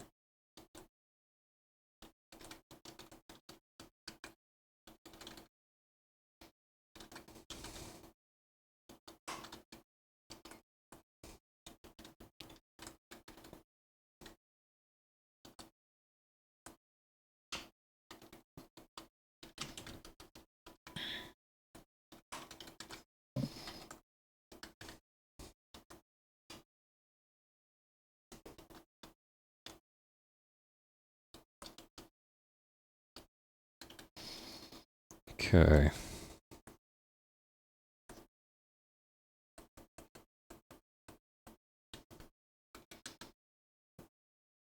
Maybe a little bit like this.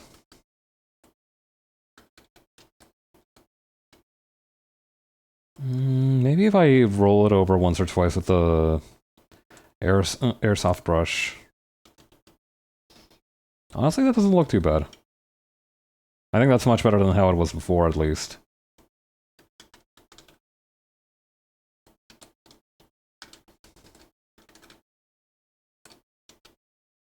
Alright, let's go with that then.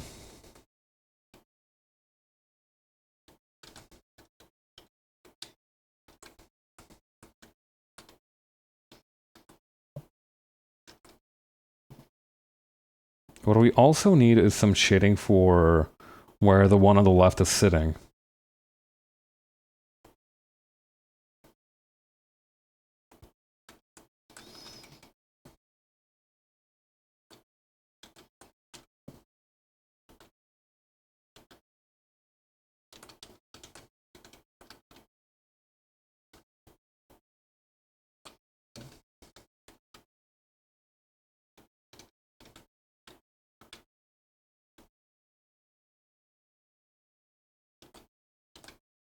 Okay, what I need to do is actually... Hang on. Okay, to around here, I need to... Oops. My bad, my bad, my bad. Wrong geometry. There we go.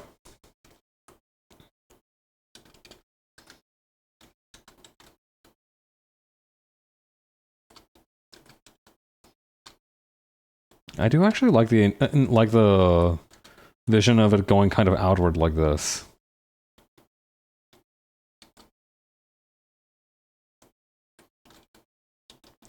Oh, but wait, then that would mean that the steps also have a little bit... Hang on. Insane rice CPU moment.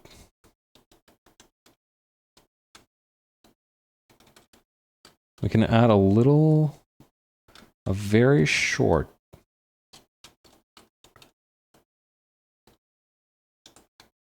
You know what, that works. A very short shadow cast on each step to show where... That's where the steps would cast shadows, because they do cast shadows. They would cast shadows.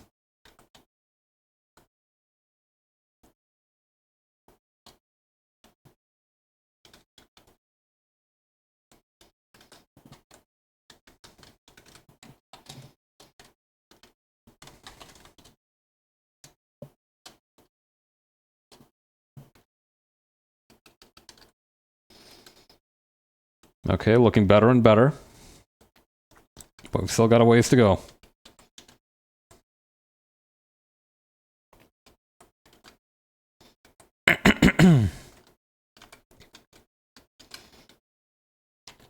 Okay. Using the G pen, we're going to add a little bit of a contour here. Not sure if contour was used in the correct term that time, but fuck it, we ball.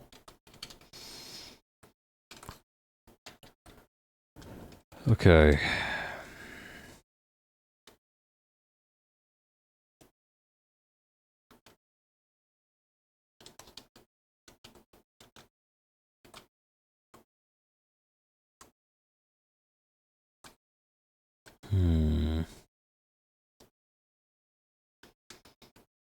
That's not gonna work because we need to have highlighted sections, so maybe...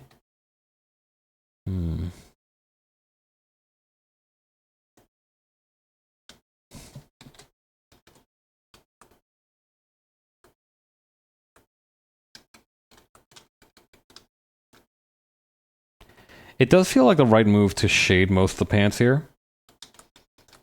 But it's everything else that I'm unsure of.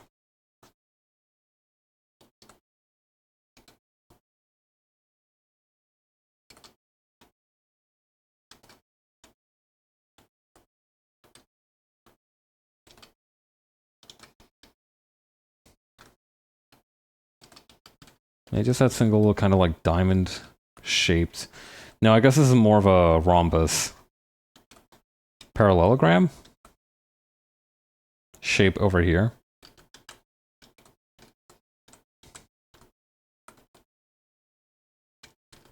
Okay, in addition to that,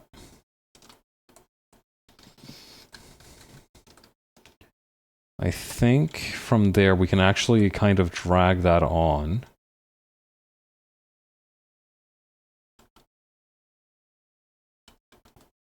To the knee almost over here. And then from down here we can probably use something like this.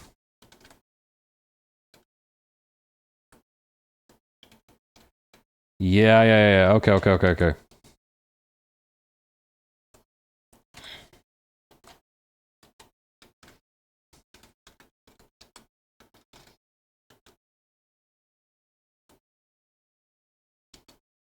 Tolerance of 0.1.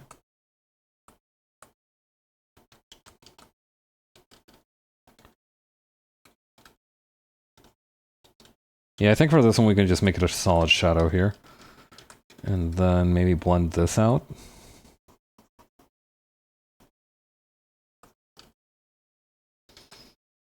That sort of looks correct, but also sort of doesn't. And I think it might be because of this part here.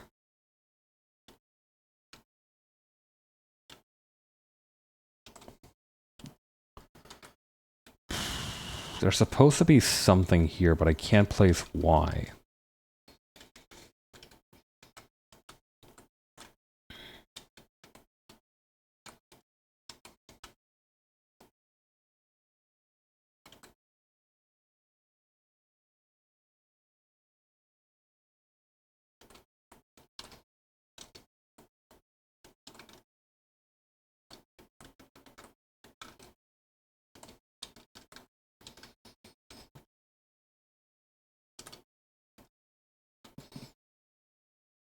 Okay.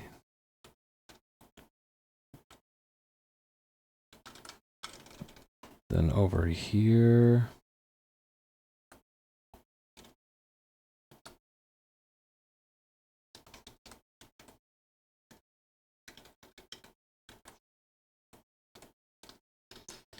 Then over here.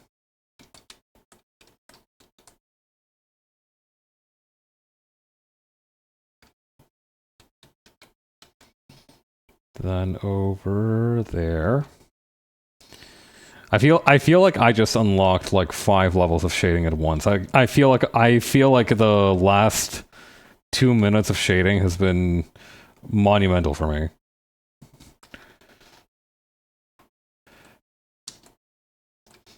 Artists when the flow state actually happens instead of it being some made-up myth.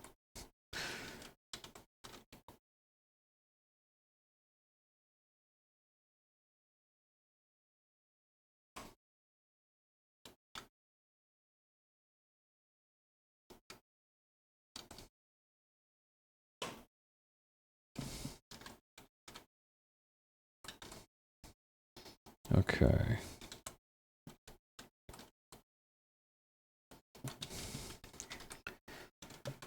And then...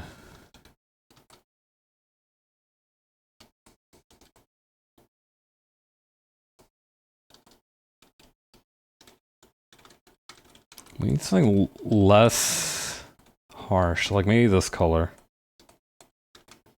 Yeah, that'll do.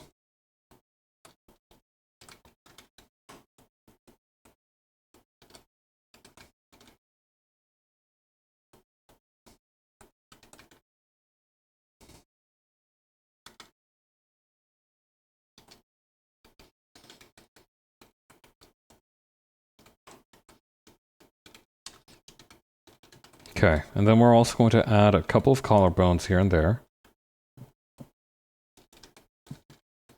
Maybe just the tiniest hint of cleavage. The suggestion of cleavage. The idea of cleavage has joined the has joined the chat. Has joined the call. Okay, and then like that.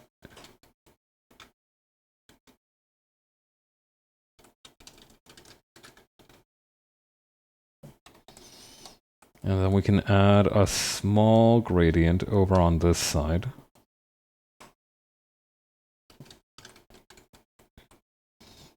Probably go deeper with the shadows on the blazer over here.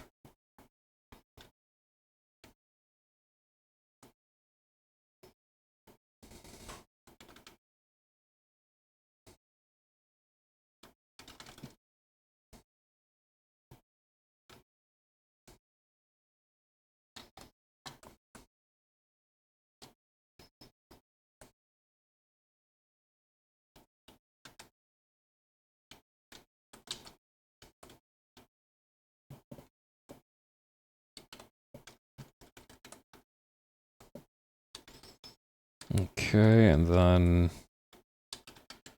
maybe this color instead. Yeah, that seems like a good idea.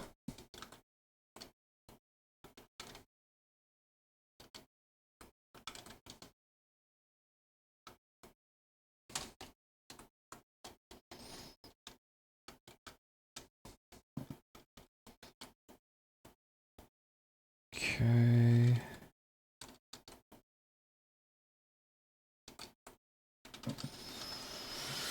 Phew. Okay. Almost there, almost there. We need to blend out this section, though.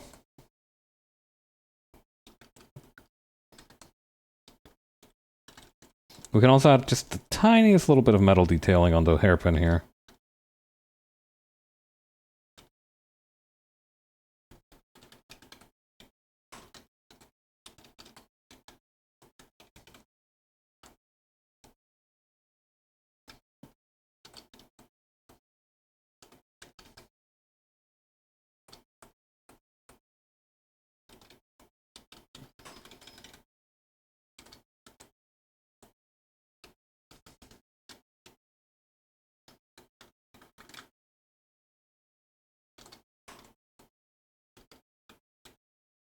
Maybe we can blend out this section a little bit, too.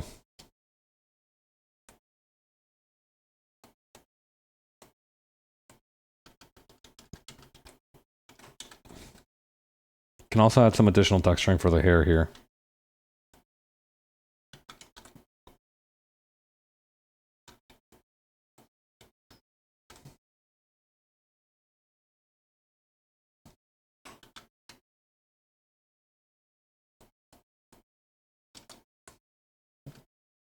That's a little bit too aggressive as a color. If we blend it out, we can... Yeah, we can rescue that, for sure.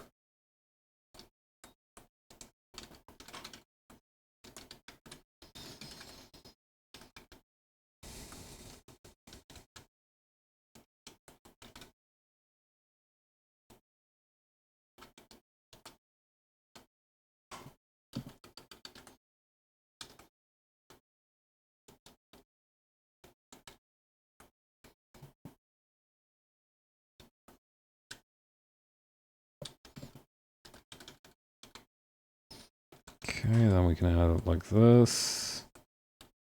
No, I think no eye shine on this one, unfortunately. Nothing to smile about in her life.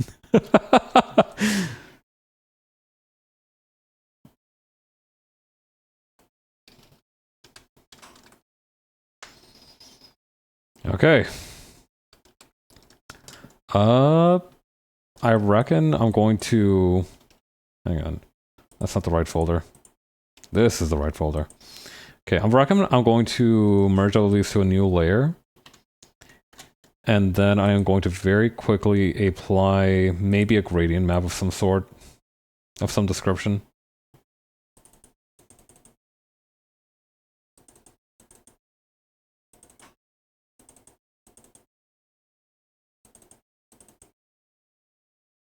This one's kind of nice. It seems like it'd be better if there was more contrast on it. Wait, pause. I forgot to shade the shoes. Classical blunder. And also the hands on the left one. I was gonna say I forgot to shade the hands on the blue one, but they're both blue. Fuck. Oh shit.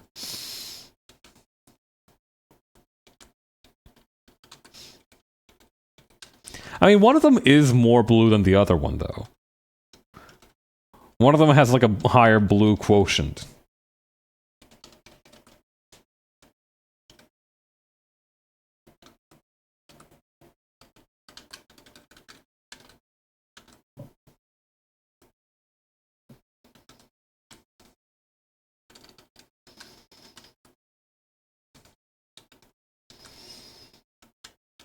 Okay.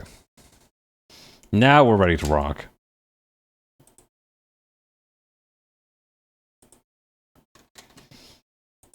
Okay, we're going to bump up the contrast a little bit.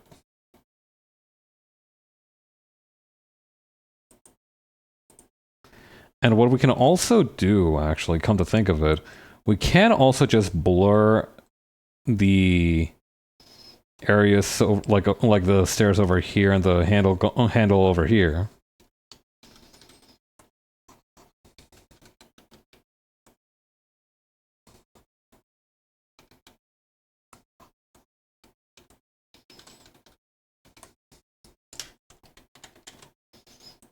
Okay, let's try the gradient map and see if we can find anything we like, but I honestly think it's ready to go as is.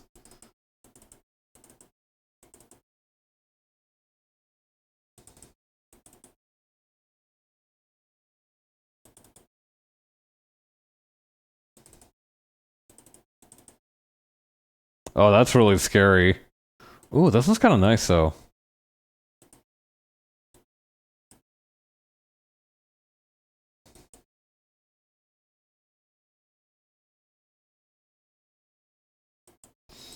Alright, I think that's gonna be it, though. Phew! Okay. I'm really happy with how this one came out, honestly. I'm really happy with the posing, especially. I think I'm gonna need to look at those books in a little bit more detail in the future to figure out... I think the legs came out a little bit awkward. I do think that if I had more time, I should have maybe brought this one leg back, but I think I'm very happy with how it came out, quite honestly. My mouth isn't moving again. There it is. There it goes. I'm gonna need to look into that. Maybe some kind of update mess things up. But it's late and it's time for us to get to bed.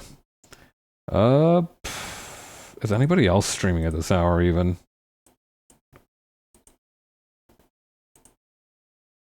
Let me double check Twitch.